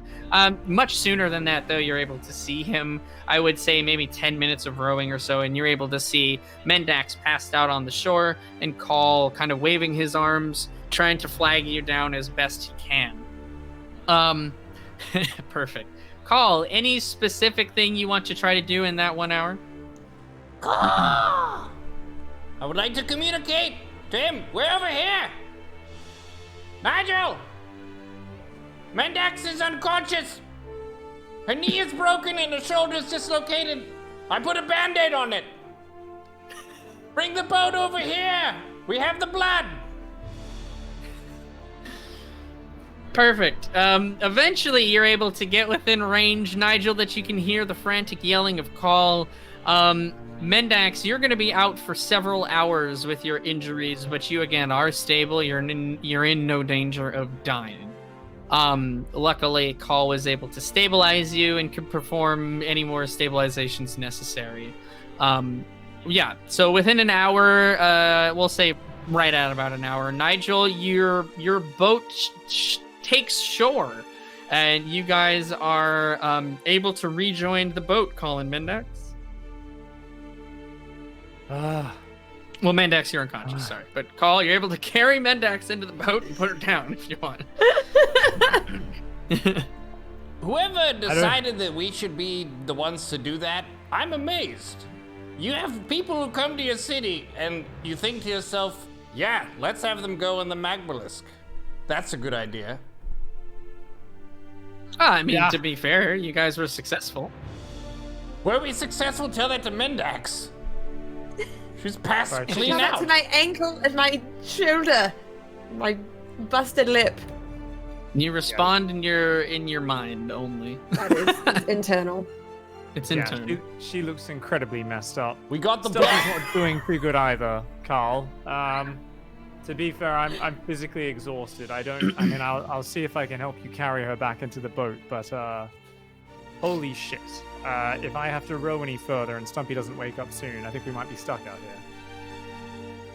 Yeah, absolutely. You are beyond your limit, Nigel. You're not able to assist in any capacity with physical strength. You can barely think straight. You're past your point of exhaustion. You pass out almost next to Stumpy. Not pass out, but you collapse, we'll say. Next to Stumpy, your job done. You feel that you've done enough for this situation, and you can help no more. The smell of sort of that crisp flesh, though, almost sweet in a way, as you can see where the chains have fused themselves to the skin of Stumpy now that you're a lot closer. So he's got these wraps. Think of it almost God of War style, we'll even say, just to make the visual a lot easier for everybody. Kind of spun around his arms and just completely attached to his skin without some manner of surgery or anything like that. You don't feel comfortable with taking those out or off, but he is still passed out. Call, you're the only one left with any sort of physical strength. What would you like the party to do? You're the one in charge here. Do I know which direction the city is in? Can I see that? You have a rough recollection of the way back. You don't know how well you're going to do at remembering the entire way back, but you know the general direction, sure. Then I would like to use my avian intuition, take up the row, and go in that direction. Absolutely.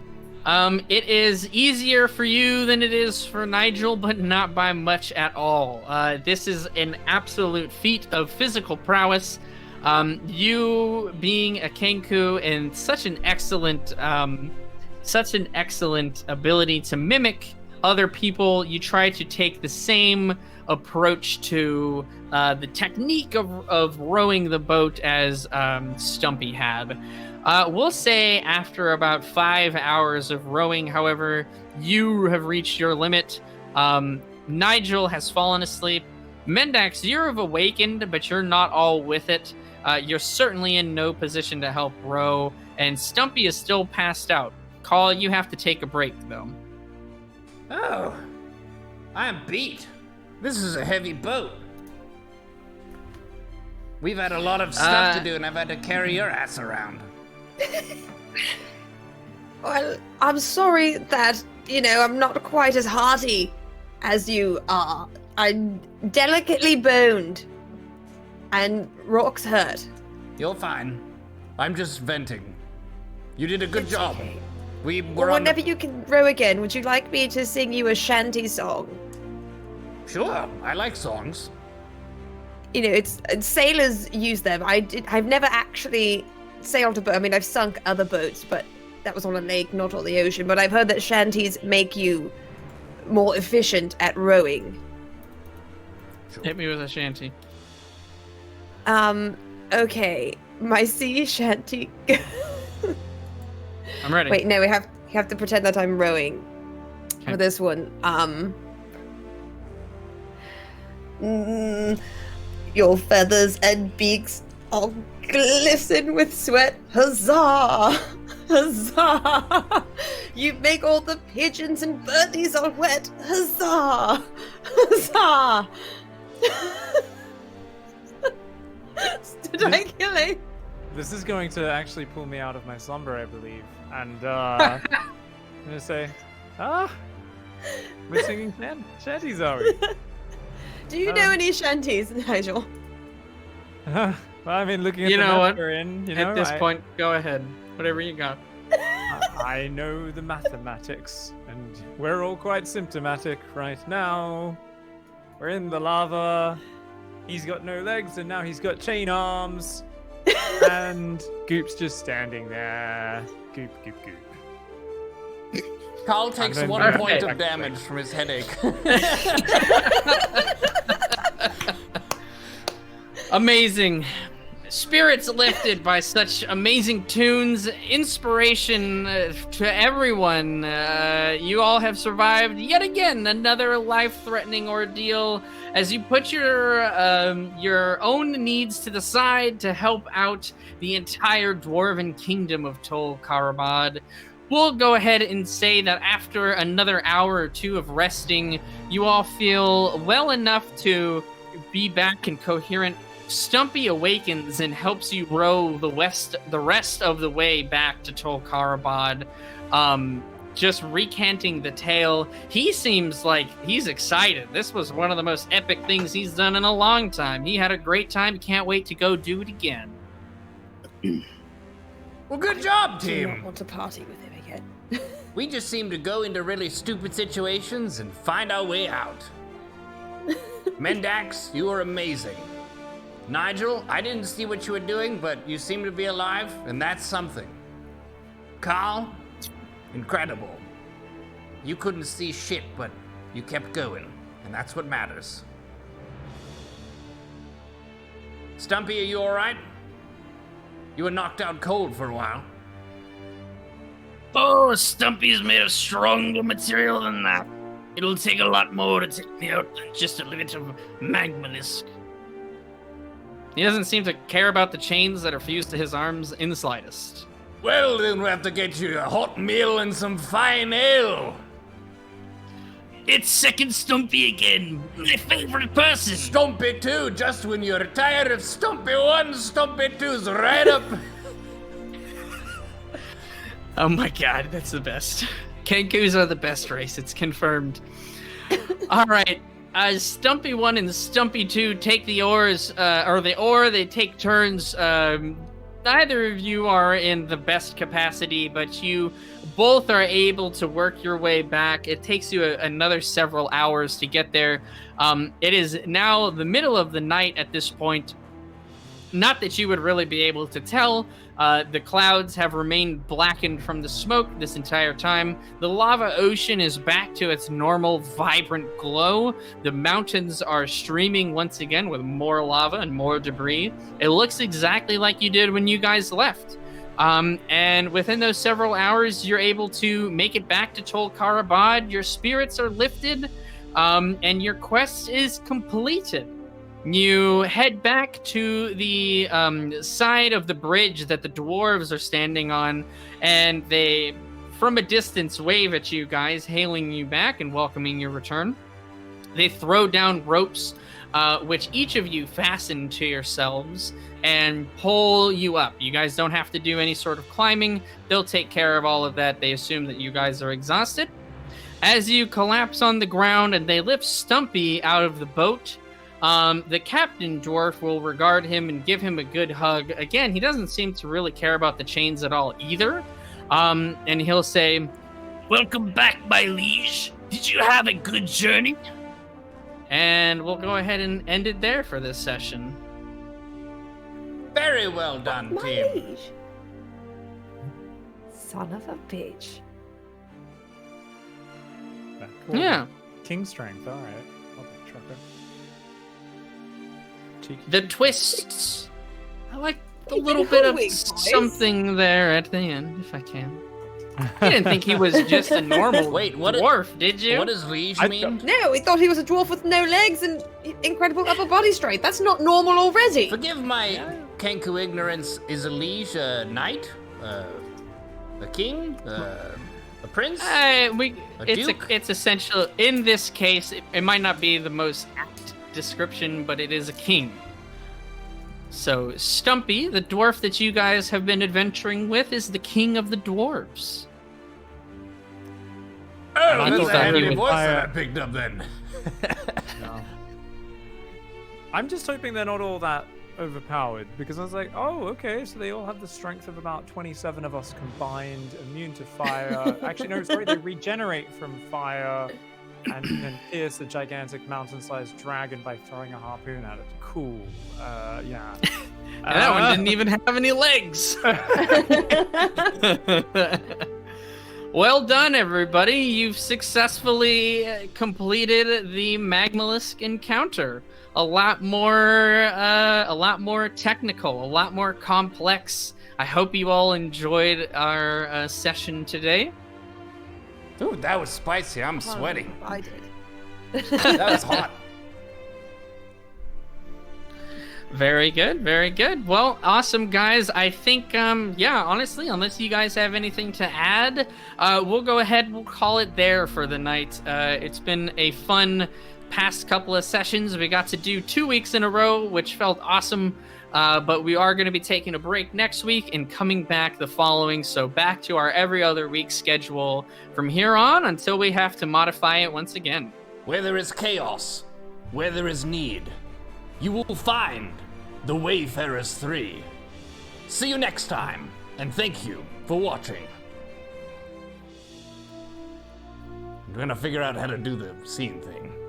All right, do the scene thing. I've I got believe in you. feathers. You got it. Okay. Click the button. Click it. do the scene Click the thing. button. Press the button. You got this. I know you can And- do it. Cut. And Perfect. done. Deal. GG.